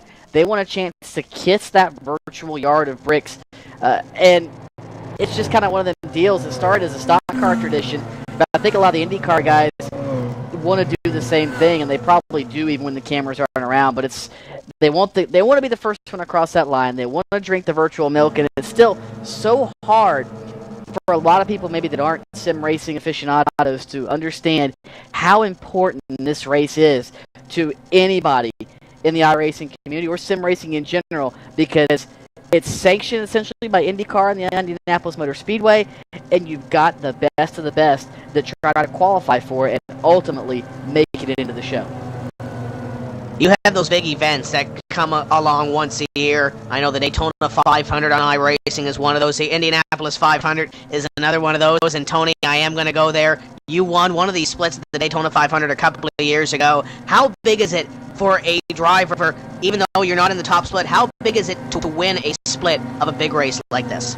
It's huge, Tim. And what's cool about that is, yeah, if you put all the work into it and you make that top split, and that's something you're going for, it means that much more. But in my case, I decided literally 20 minutes before the race to run it. Hadn't put in a qualifying time and qualifications or anything, just decided to go race. And you are paired with guys that are so close to your skill level, it's just like running with the best of the best, because as far as you're concerned, they're just as good as you are, then it makes it that much more hard to win. And you still have to go through all those same emotions and everything that you do whenever you win the top split. Pace car is in, green flag flies for Yang Ao, and it looks like they're getting busy back there for position number 4. I believe that was Mitch McCracken trying to make an outside pass on Brody Kostecki, but couldn't find enough room between Kostecki and the wall to do so. Sure seems like Kostecki's a little slow on the jump each time we get started, and Marty Sponsler looked like made that move into second position. Yang Ao's got himself a nice breakaway of about 5 car lengths over Marty in second place, followed immediately by Brody and Mitch McCracken. Guys start to figure out that where they need to be here at this juncture just after this round of pit stop, or this caution flag I should say, and essentially after another round of pit stops that, again, we only had a couple of green flag laps in. And it looks like this may be a green flag run shaping up. A lot of these drivers getting single file at least through the front of this field and trying to log some laps. Kostecki looking underneath Marty Sponsler for position number 2 as Yang Ao starts to pull away a little bit. Kostecki right on the gearbox. Marty Sponsler looking to the inside going into turn 3. You can see Mitch McCracken coming right there with him to the inside. No swerving between the two. They run side by side. Sponsler to the inside and Kostecki to the outside. The other way around, I'm sorry. Couple guys nearly catching the fence there. And again, guys starting to slice and dice. And it's still, even though it's early, it's still starting to play out here. We're already past the 30% mark here in the Indianapolis 500 on iRacing, and again, it's just amazing to see how these guys can keep this concentration for as long as they do, Tim. And these guys aren't even at the halfway point of this race as of yet. Working lap number 65 of 200, still a long way to go. And if you're Yang Ao out in front, it's pretty easy to keep your focus right now, or I shouldn't say easy to keep your focus, but it's easier to keep your focus. You're out in front of the field and you're just trying to hit your marks. Absolutely. You see, as Kostecki went by Sponsler to the inside, Mitch McCracken tried to go to the inside, but the minute they were side by side, that allowed Norton to get in the mix, and that therefore McCracken had to back out just to kind of keep position. I mean, it's very dangerous when you get hung out to the outside or inside, and that position makes you slower than the guys behind you running the perfect line. Yeah, absolutely, and that's one reason you want to try to get past this done as quickly as you can, and a lot of times you'll see drivers back off on the straightaway just so they can get their entry and exit the corner right and lose a minimal amount of time. When you start trying to race side by side, you lose substantial time. Like we saw earlier, Tim, we had guys running side by side for consecutive laps, and the entire field, it seemed like, was able to suck right up on their gearbox. Being reported that Budweiser has lost a couple of positions after scraping the wall in car number 17. He was back around position number 8, but Tony mentioned it there, Sean. These guys going gearbox to wing right now with these guys going so close. One little slip-up could very well mean that we're going to see some side-by-side racing again. Yeah, or if you just barely graze the wall there like Weiser did, and all of a sudden you got Bentonhausen and Doyle both going by just like that. Yeah, I think Weiser's got bigger problems. He's hit the wall a few times after the initial contact, so I think he's just waiting for a caution, maybe to come in and try to get it fixed, maybe use his reset. But Weiser right now just kind of struggling. But like you said, it allows Tim Doyle to pick up another spot and slowly moving to the front in that purple car, the 2011 winner, Tim. Yang Ao is your leader. Brody Kostecki runs in second. Sponsler, McCracken, and Norton, your top 5, as it looked like McCracken is trying to make a move on Sponsler there. It looked like he tried to poke the nose underneath in that line, but nothing doing at this point for position number 3. And we talk about the difference in times, whether you're racing or whether you're working together. One thing to watch right now is the lead group is a nice group of cars right now, and then following them is Tim Doyle and Kerry Bettenhausen, who are kind of working together, but they are about 2 seconds back of that group. So it'll be interesting to see if they can work together and pull themselves into contention here. Yeah, certainly will. It's got a long way still to go as we close in, doing 130 laps to go. Still a long way, but we've made some pretty good times so far, guys.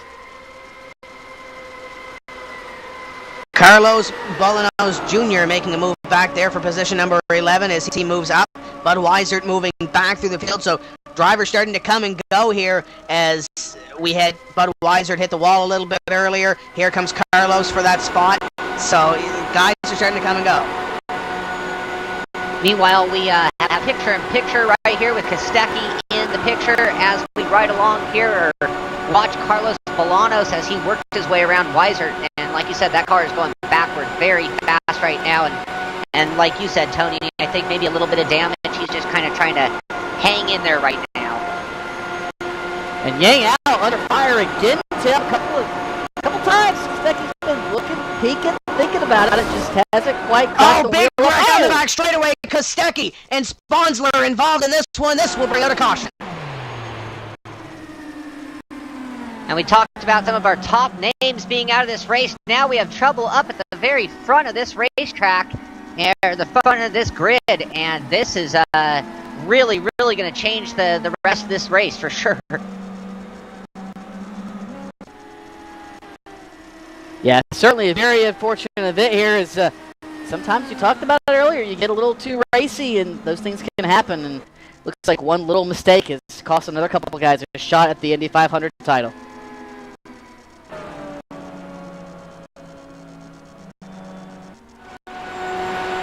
And looking at the incident there, those two drivers made contact, and it was on like Donkey Kong. Brody Kostecki and Marty Sponsler rolling down the back straightaway, and that is going to spell the end of their races, I do believe, as Sponsler currently in the paddock area. I believe Kostecki might be trying to come back out onto this racetrack. That's a real shame to see, and that's one of those things we talk about when you race in the virtual world, the kind of things that we do have happen that are comparable but different than what happens in real world racing. And that's a real shame to see, because I don't think it was anybody's fault here between the drivers.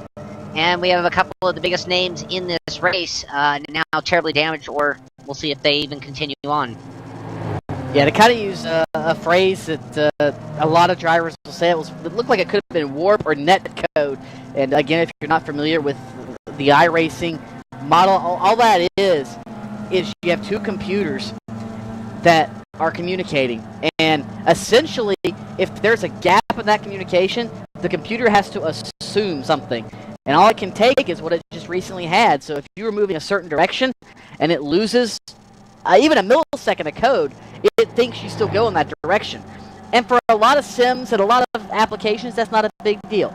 But when you're running 220 miles an hour on a racetrack this close to him, that extra millisecond that it thinks you're going in one direction, it gets you into another car, and next thing you know, chaos ensues, and it looks like that might have been what happened. And drivers are now on the pit road to get service on their race cars on lap number 73. And I keep mentioning it here, Sean. It seems like you don't want to be in the front of the field. It seems like whoever's in the front of the field ends up in the paddock area. Paquin and now Sponsler and Kostecki. A lot of these front runners are now looking at the pit box and looking at loading up and waiting another 365 days to get back here and try this again.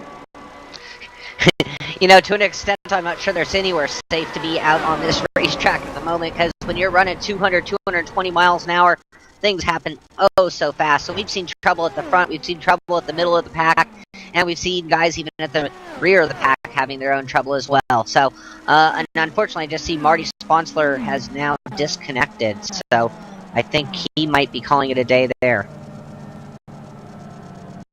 You know, looks like he's going to be walking out helmet in hand. And, you know, even though you have that reset, guys, a lot of times it's so much on your mind after that you are not in any mental shape to continue racing, because you start trying to get more than maybe the car has.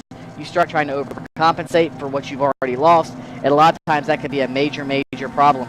So sometimes it's a little bit better, as this is caution number 5 on the evening or the morning or afternoon, whatever the case might be. Actually, check that. I think it's 6. But it's you put so much into this that even if that car is able to come back out after a reset, you don't want to, because your brain and your mind is not in it.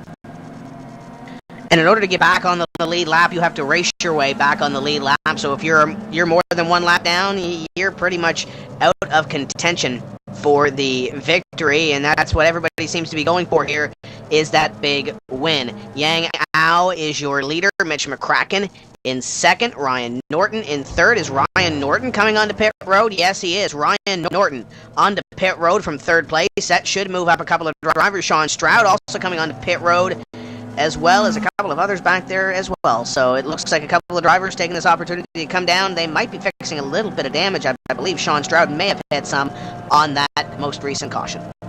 I think you're right there, Sean Stroud, with a little bit of suspension damage, I believe. And you know, the thing about iRacing is you can do damage under normal pit cycling. And so without using that reset, you can actually fix some or most of your damage in most cases. So Sean Stroud's probably doing a case of that, coming down pit lane, fixing the car as much as he can without using that reset. And sometimes, again, it's part of the strategy to maybe have that left towards the end of the race if you need it. So a lot of crazy things can be happening in these guys. It's so hard for us to keep track of it because there are so many of them happening. So we continue to work caution on lap number 74. Yang Ao continues to lead with Mitch McCracken, Tim Doyle, Kerry Bettenhausen, and Renato Barnett in position number 5. So we're starting to see some of those drivers, Sean, that we, I don't want to say didn't think were going to be heavily favorite today, but they're starting to come up through the pack. They might very well be factors before the end of this. Yeah, at this point, with as many cars out of contention, that pretty much puts anybody into contention today. You know, one thing we did talk about the net code, and that this probably could have been something along from all over the world using the internet as the communication to put all 33 cars on this grid. And you have a guy in Australia, you might have a guy in Europe, you might have guys in America, and that is a lot of communications going on. So as we sit here, depending on iRacing, which 99% of the time delivers a very good stream or a very, very good connection, this is a much more international crowd and a lot at stake here. So we focus on those little problems, of course, on a race this big. And Sean, it's not even always just iRacing. A lot of times it can be something simple. There have been plenty of stories of, as weird as this sounds, you talk about crazy things happening in racing, and pit crews have done things like leave nuts loose before, or leave a hose loose, or something. But it's very rare in the physical racing world you hear words to the effect of, well, my car blew up because somebody decided to download a movie.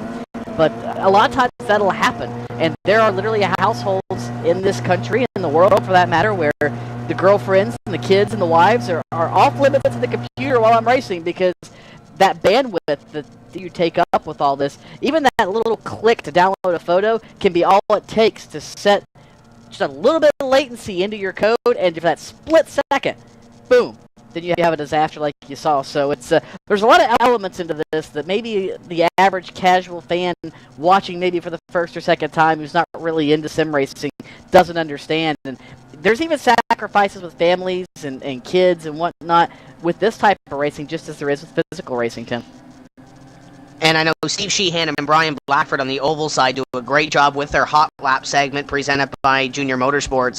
They do a fantastic job on the oval side, picking up them little nuances about sim racing compared to real racing. And if you haven't had the opportunity yet, go on YouTube and look up Hot Laps for iRacing. They put everything down to a T as to what to expect for those races. And of course, the Drivers' World Championship races, we'll get to a little bit more of those maybe under our next caution flag here, as we are getting back to green flag racing here this lap by as the pace car lights are off.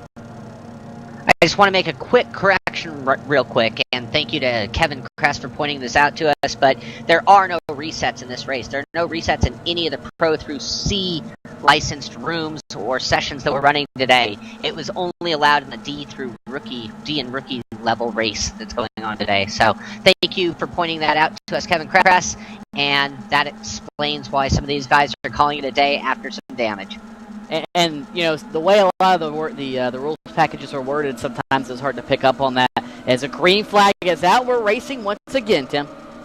And a great start for Yang Ao down the front straightaway. Mitch McCracken, Tim Doyle, they get single file really quickly. Bettenhausen, Barnett also gets single file. Everybody else falling into line. And we're coming into the attrition here as a couple of drivers have a close moment back here. Guys, we're only down to 20 cars in this racetrack.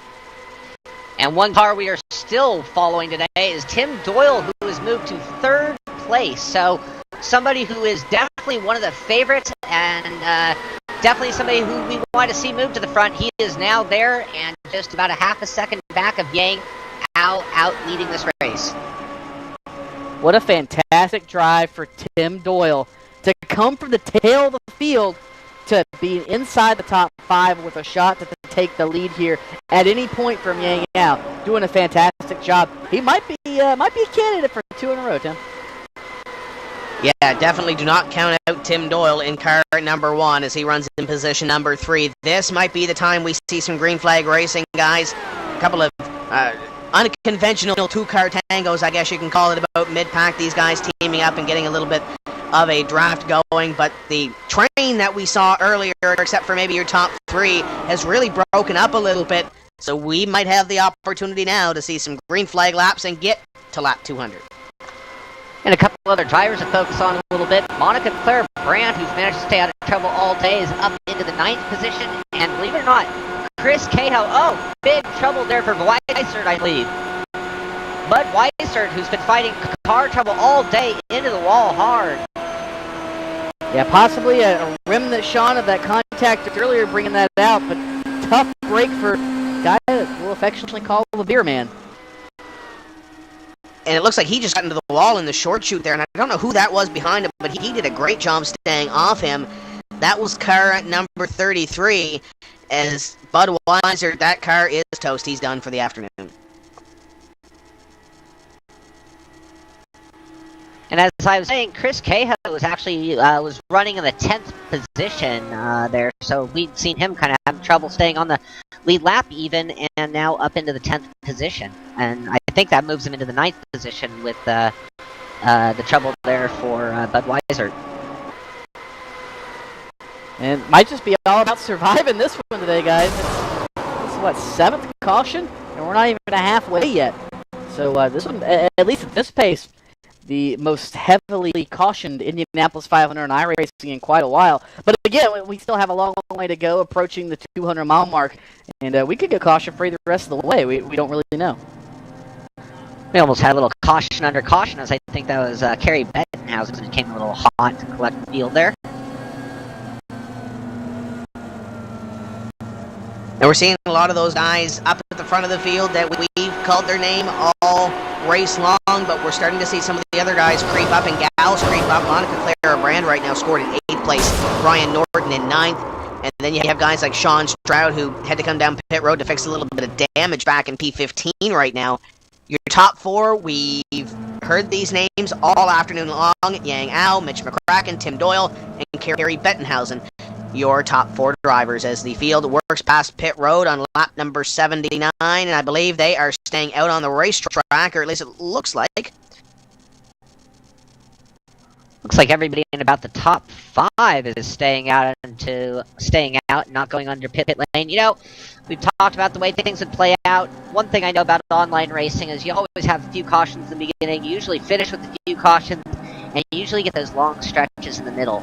The other thing is we are looking at a smaller field at this point, and some of the cars still running know their place on the track, and that they know they're not in contention. They're probably just trying to survive. So if I were to play my poker or chess match right now is about when I'd start expecting to see a long green flag run, and I definitely would want to be the guy on tires and fuel right now. Yeah, I think I'd agree with you there, Sean, for the simple fact that this is about the time where you get that long green flag run. Like you said, crazier things have happened. I mean, we thought we were going to see some long green flag runs. We have netcode cautions. So crazier things have happened. But we'll come back here in just a minute, I'm sure, Tim, once we get back from break and figure out what is going to happen. Now let's take this opportunity to step away for just a few moments' time. We'll be back for some more racing here on iRacing Live and PSR TV.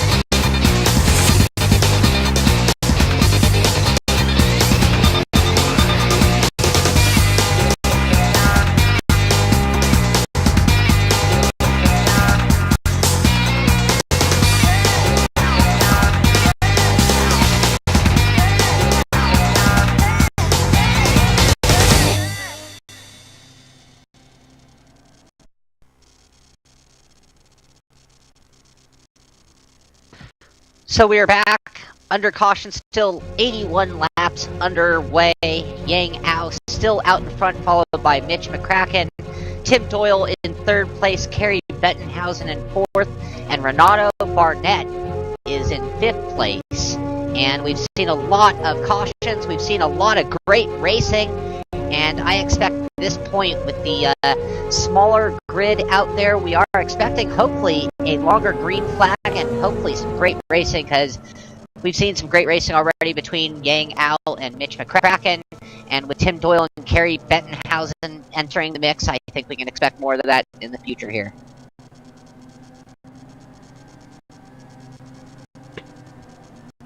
As we get going here, as soon as we're done this, we're going to take a couple of hours break here on iRacing Live, and we will bring you back with the Drivers' World Championship Road Series. They head to Infineon Long. It's going to be an exciting race. Sean Cole and myself will be here to call all the action for you. And give us a little bit of a background here, Sean. What has the series been doing for maybe somebody that's new to iRacing? Who should we be watching here in a couple of hours' time? Well, of course, you always have your eyes on Gregor Hutu and Hugo Louis, the defending champ from last year. And they have had a seesaw battle on the points board all year long. And I'm expecting more of the same here at Infineon. And we've had a lot of drama in this series. Another guy you've got to keep your eyes on is Luke McLean. And Luke McLean somehow in the last 2-3 races has had his hands in some major events that have really played their role in the points for the season. So that's going to be exciting coming up in just a few hours' time here following this Indianapolis 500. Going to take a little bit of a break at 6 p.m. Eastern on the clock. So as soon as we're done this, go grab something to eat and come on back and enjoy some fantastic road racing with the best on the iRacing service. So we're going to turn a little bit right after 6 p.m. Yang Ao, Mitch McCracken, Tim Doyle, Kerry Bettenhausen, and Renato Barnett are your top 5 down the back straightaway. We're getting ready to go back to green. Hopefully we get that green flag run here, guys, we were talking about. I mean, it's been, I don't want to say it's been a caution fest at this point, but I think it's been more haphazard is not the proper word. It's been a little more eventful than maybe I think we anticipated this early on, and attrition certainly playing a role early, and not even the guys in the back, it's been a lot of the favorites up front too. A lot of the contenders falling out of this race so far, but still a lot to go and a long ways to go. Over 100 laps. Pace car set to hop to the infield. Yang Ao, Mitch McCracken, top 2. Yang's been pretty quick on these restarts. See how quick he is this time. Here he comes. Green flag flies.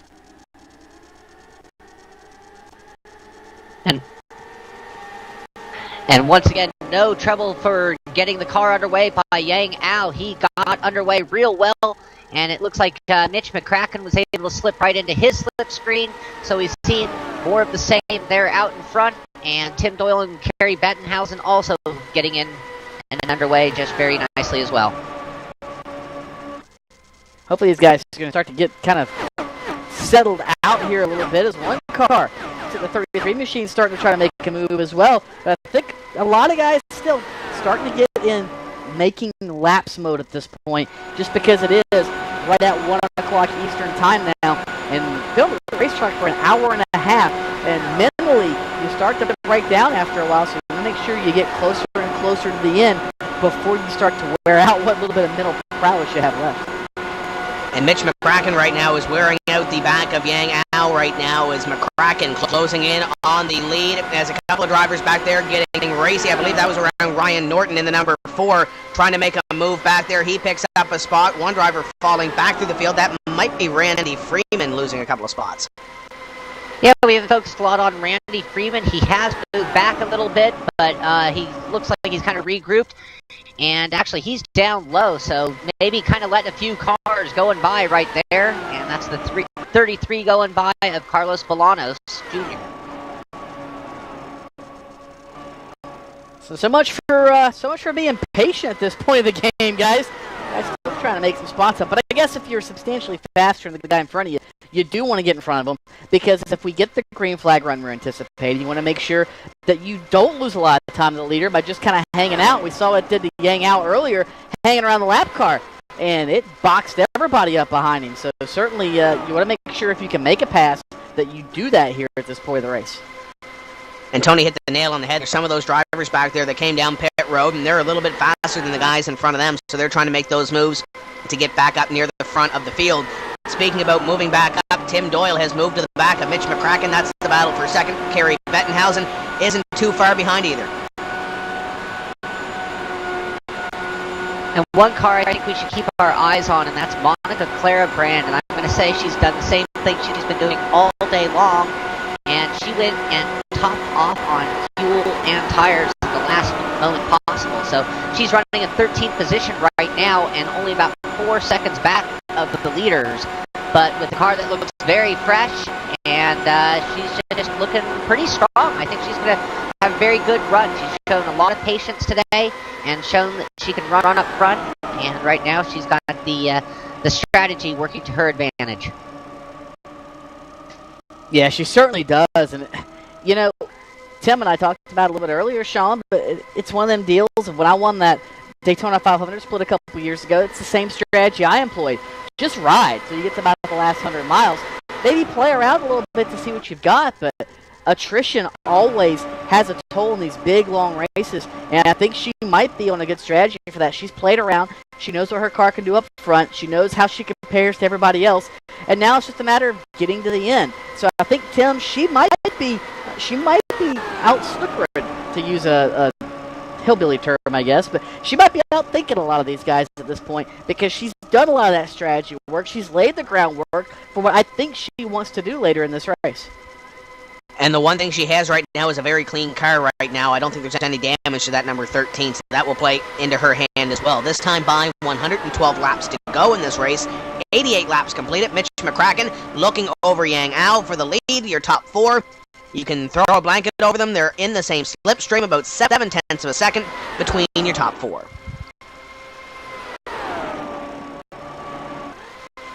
Yes, we have the smaller amount of cars out there and only 16 cars still on the lead lap. It makes the racing a little bit more room out there. So looks like people are kind of stringing out a little bit. We have the individual races going on here all over, but basically it's a stopwatch kind of race going on at this point. Couple guys making some moves out here still, even as we are approaching halfway through.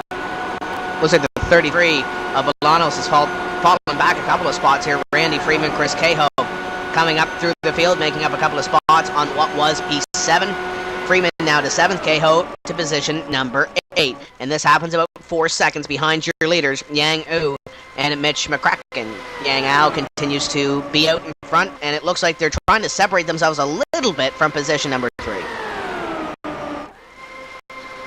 It looks like there's about a 3-car gap back to that 3rd place and 4th place right on that gearbox. So we do have that 2-car team sort of playing out, I can see on the track right now. And I think we're riding along with Ryan Norton in 6th place, right behind Renato Barnett, making another one of those 2-car groups out on the track. And they're running about 3.5 seconds back of the leaders right now.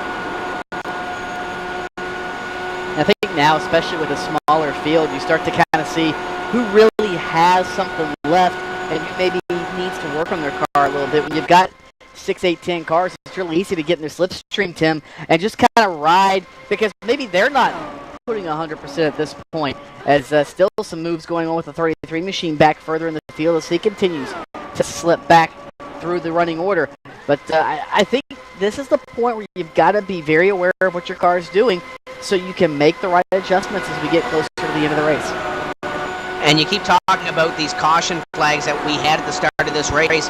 It messes up a little bit of the rhythm of some of these race car drivers, especially if you're looking at a guy like Yang Ao, who's out in front of the field, leads a couple of laps and the caution flag comes out, has to reset himself. A lot of those guys that are out in front of the field, they trying to get into that rhythm, and it's hard to get back into that rhythm after you only have 4 or 5 laps of green, and then you have 2 or 3 more laps of caution. So a lot of these guys right now setting themselves up, I do believe, for a long green flag run here. When I look back at 9th place, I see Michael Dutemple is sort of leading about 5 cars, and he seems to be kind of holding them up a little bit. A lot of racing is going to go on behind them, and at the end of that string of cars, you've got Monica Clara Brand. So it looks, when we look back into the back of the grid, cars are bunched up a little bit. We're going to see some people making some moves, and you know, now's the time, because they are all losing time to the leaders at this point. Yeah, I think they are, and whether that's just because of track position, somebody racing in front of them, whatever the case might be. But you've got to be patiently aggressive here. You're still going to be losing time, but you don't want to be so far behind guys that if the caution does come out, that you can't get caught back up in time after pit stops and maybe make up some easy passing there, or for that matter, put yourself in a position where maybe you go a lap down. Yeah, these guys are definitely getting at it back here for position. The top 4 fairly calm compared to some of these guys that are going at it back here. Bolanos and I believe Monica Clara Brand back there battling for position, and also Jeremy Poole involved in this battle as well back here for position. And I might have misspoken. I don't think Michael Dutemple is holding him up as much as pulling him to the group ahead of him. So when we look to what we have now, we have everything from Ryan Norton in 5th place back to a group all the way back to about Yves Wayner in 13th place. So all of those cars are kind of nose to tail right now, and you've got individual cars like Monica Clara Brand kind of leapfrogging one by one, moving their way up, and she's now up into, I believe, 12th spot.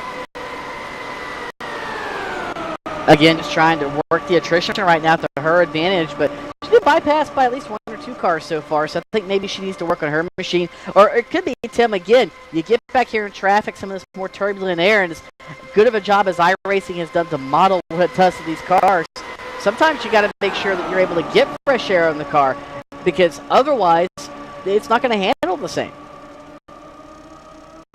Yeah, you're going to have different handling race cars depending where you are in this pack, especially with those guys out in front of the field. Yang Ao continues to lead this. Mitch McCracken in 2nd. No passing going on up there. It gets exciting back here around position number 5.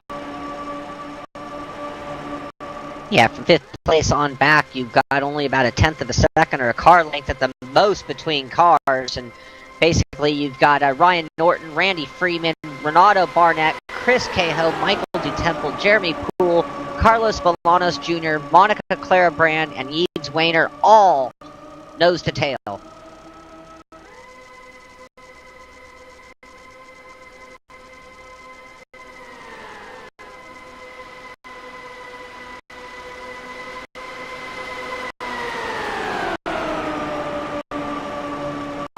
It looks like we're following Renato Barnett running in 7th place right now with Chris Cahill in that 8th position, who, taking a look to the inside, doesn't look like he's going to make a move, but definitely taking a look here and there. And Randy Freeman right now looking a little bit racy in position at number 6 in car number 25, looking over Ryan Norton. Norton was up at the front earlier in this race, battling for the lead position. Now he battles for position number 5, holding off a strong field of competition behind him. Freeman looking again down into the corner. It looks like Freeman might have the line here to try to pick up the position. And we saw Freeman on cold tires looked a little loose, perhaps, and a little trouble keeping that car straight. But now that things have warmed up, he's looking strong, and if he can get his way around Norton here, I think he'll probably be able to gap him a little bit.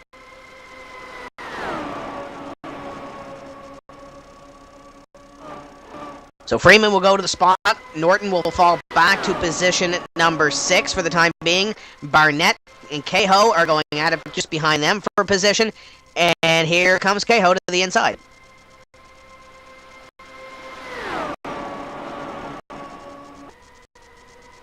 So much for the gap, but definitely a position change there. Ryan Norton looking very strong in that 5th position right now, but Freeman is not done. Maybe Freeman's car just kind of is set up to be behind somebody a little bit more than leading. About 250 miles down, 250 to go. So it's taken about, hour and a half or so, guys, hour and 45 minutes to make it 250 miles, and we anticipate it going by a lot faster this time, Tim, for the second half of the race. And I think everybody else is starting to feel that as well. They're starting to kind of pick business up. Yeah, they'll officially take the halfway point right here as your leader comes down the front straightaway and across the yard of bricks to the halfway point right here. 100 laps down and 100 laps to go. Yang Ao leads Mitch McCracken at the halfway point. Tim Doyle in third, Kerry Bettenhausen in position number 4, and then all the way back in position number 5 sits Randy Freeman. Freeman is 7.5 seconds off the pace of the leader. And I'm looking at Ryan Norton's car, the number 4 car there, and he has a little bit of rear wing damage that I didn't notice before, and that might explain why he's looking very strong while following Randy Freeman. A lot stronger than he looked when he was in front of Randy Freeman. Yeah, you're certainly right. Now I see that as well. It's almost one of them deals of I wonder if it's just creating so much drag, or it's kind of hard to say exactly what it's doing to that car. But certainly it could be a reason why he is doing what he's doing, Sean. Certainly a good eye on your part to pick that up. It's kind of hard to see back there in that whole gaggle of cars.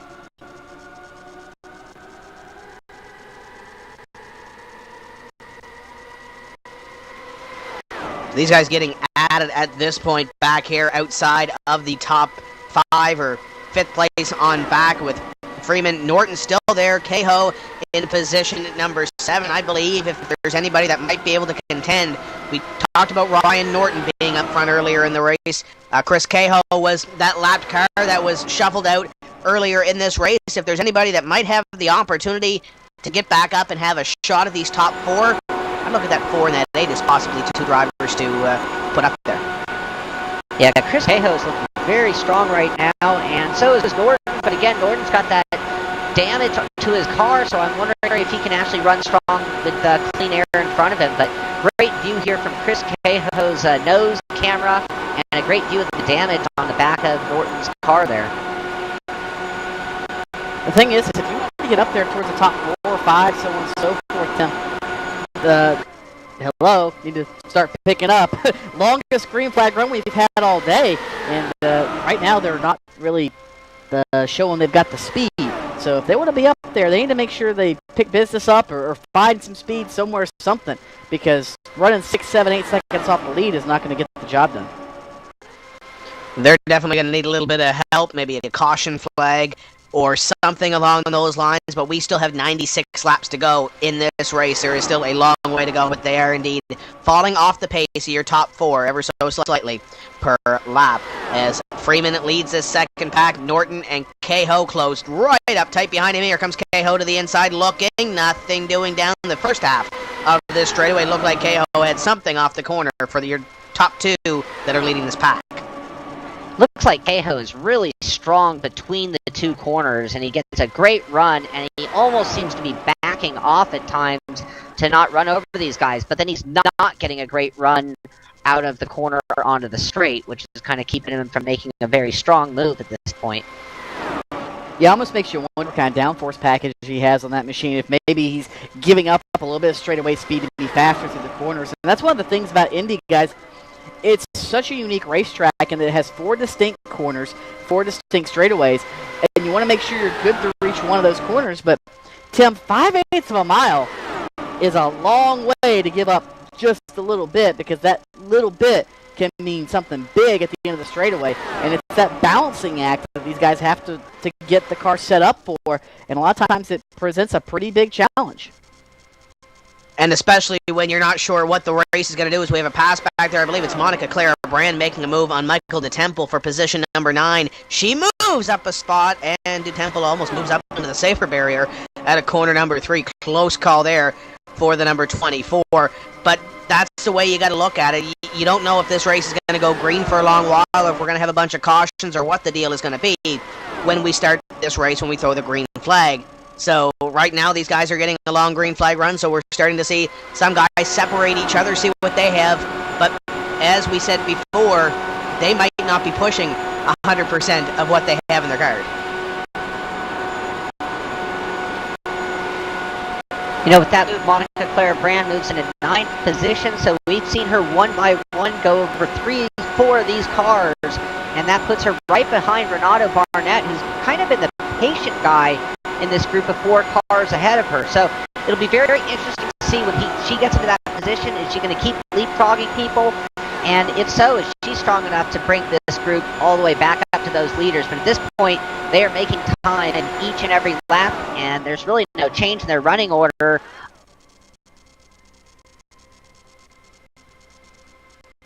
And the other thing I think we need to keep in mind is pit stops.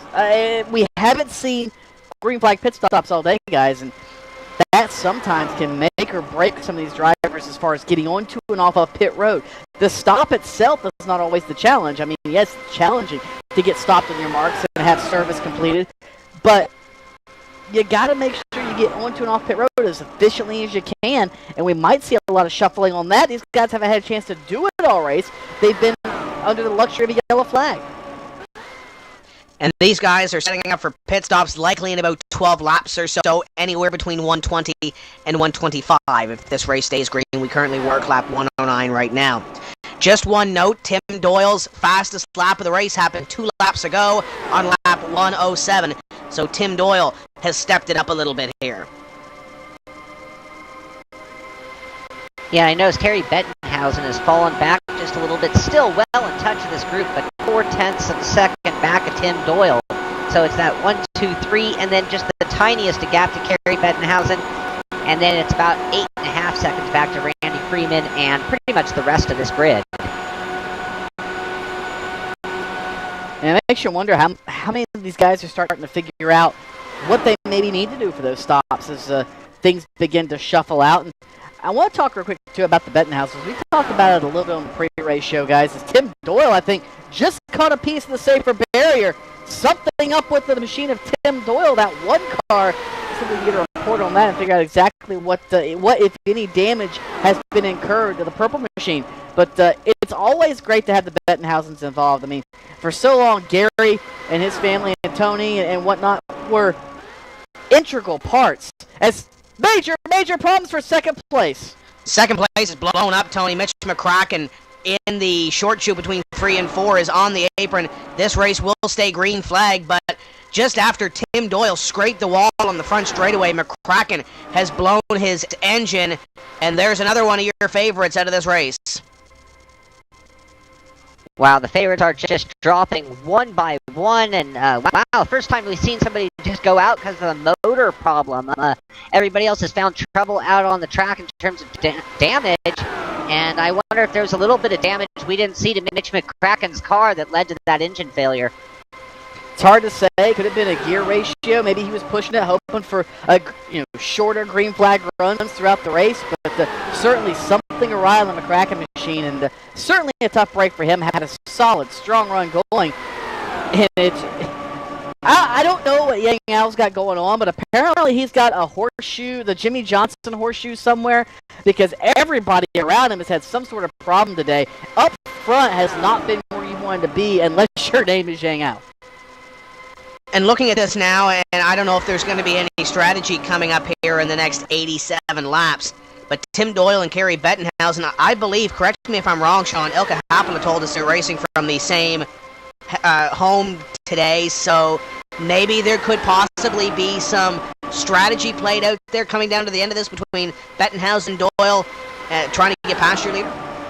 That is a very, very great pickup, and you think, they're within an ear's distance of each other, and they can make plans to duck onto pit lane at any moment, really, and, we are looking at the inevitable. We are looking at a green flag pit stop coming up, and if those two cars work together and Yang Ao is out all alone, there's nobody back of him except Randy Freeman, 9.7 seconds back, and that will put him in a very interesting position running all alone in such a giant racetrack.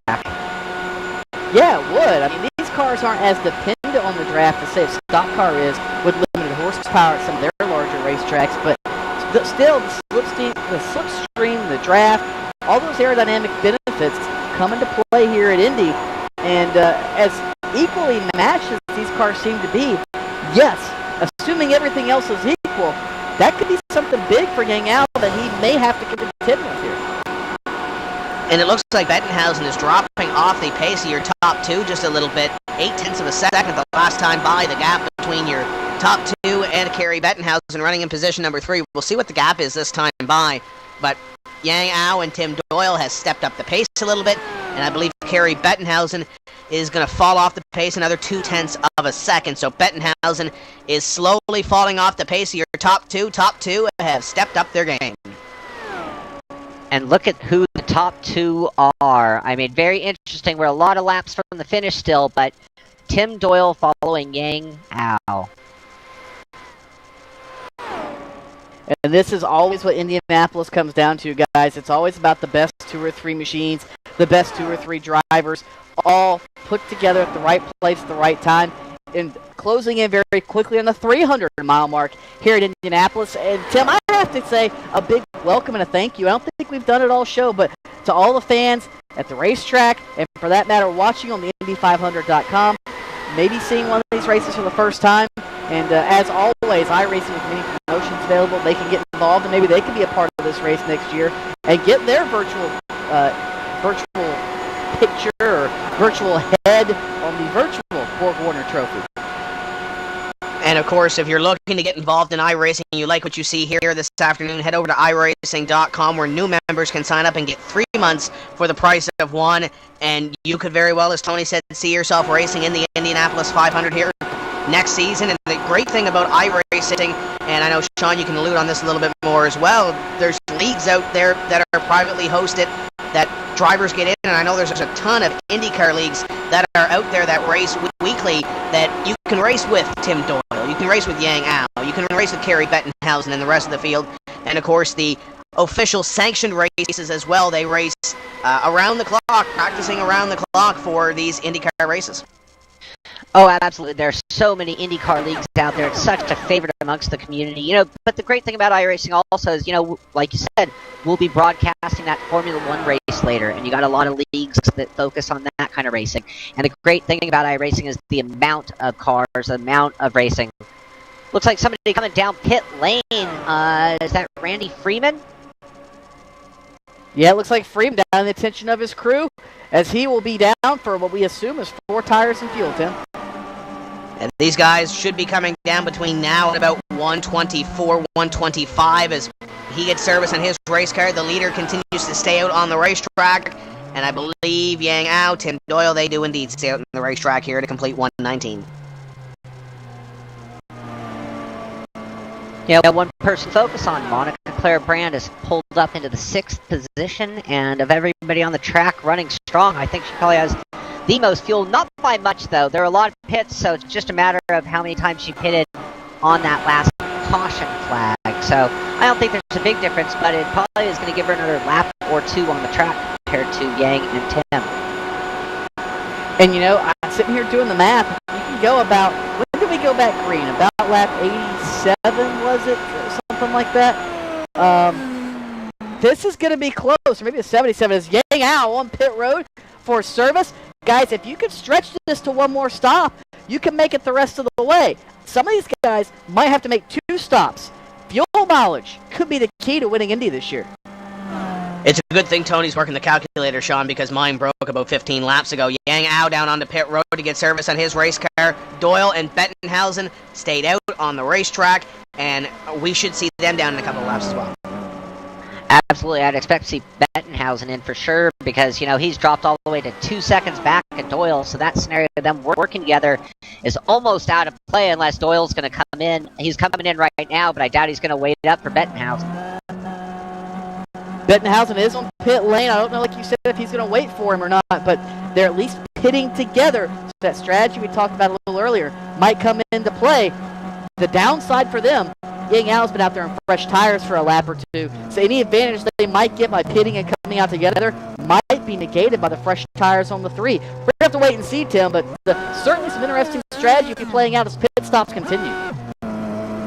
Your leader is scored as Monica Clara Brand. Carlos Bolanos Jr. in second, Michael DeTemple in third, Jeremy Poole, and Yves Weiner in position number 5. Monica Clara Brand will come by pit road this time. Does she decide to come on pit road on lap 122? No, she does not. She stays out on the racetrack. Yeah, I think that strategy is going to work out very well for her. I actually think she's going to move up past everybody she was running with just by staying out these extra laps. And, you know, that virtual chess match is definitely going on right now. And Sean, correct my math if it's wrong, which it probably is, but I think with Monica staying out as long as she has, I think she can make it the rest of the way on one stop if we go green, whereas the leaders are going to have to make two, or at least come down for some sort of gas and go type of deal. So Monica might have put herself, remember we talked about it earlier, her pit strategy, not showing up till maybe late in the race, those extra few laps, those times of her playing around with pit strategy and track position, they might come back to give her a chance to win here at Indy if the race continues as it is now.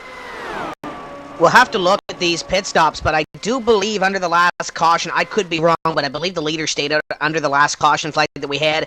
Guys like Carlos, Michael DeTemple, and Monica Clara Brand, I believe they pitted under the last lap of that caution, so these guys can go a little bit further than the leaders that have already pitted can do so. So that brings it back into perspective that Tony just talked about, Sean. These guys and gals should be able to go a little bit further. Could we see possibly one pit stop? These guys might try to stretch it. And this is exactly when you're working on strategy, you're playing the race and how it plays out. We're down to 10 cars on the lead lap, and that usually equals green flag racing. And if that's the case, I think your math, Tony, is completely right. I think one stop for Monica Clara Brand, Carlos, and Michael, and that could put these people without phenomenal lap times into the lead of this race. Yeah, if you're only a couple of tenths off, but you can save 20 seconds or 30 seconds by not coming down pit road, it's a no-brainer to. And even if you're close, it's a no-brainer to try to make it on fuel. I mean, it's the biggest spectacle in all of sim racing. Why not try to win it? A year from now, we don't ask how you won it. We just care that you won it. And that's something I think it's going to be under their mind. And it's not something you can blame the leaders for, Tim, because when they're in the position of leading the race at that juncture of the event, they really can't come in and give up that track position because they're doing what they need to do. And that's, as weird as it sounds, one of the advantages of being in the back at the middle portion of a race like this. Monica Clara Brand now coming onto pit road as she saw the four drivers behind her come down on the last lap. So Monica Clara Brand will come down, and she should hand the lead over to Tim Doyle in car number 1. Doyle should be your leader this time by the stripe. Wow, did Tim Doyle make up all that time on his pit stop? Great job. He moved up. Wow. He's actually got a little bit of a gap over Yang Ao.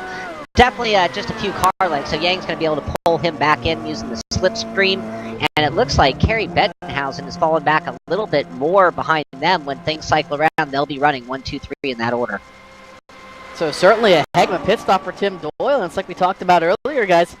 You've got to make sure that you get onto and off of pit road as good as you can, because you'll make up or lose more time there than you will on the actual stop. And it looks like Tim Doyle might have that down.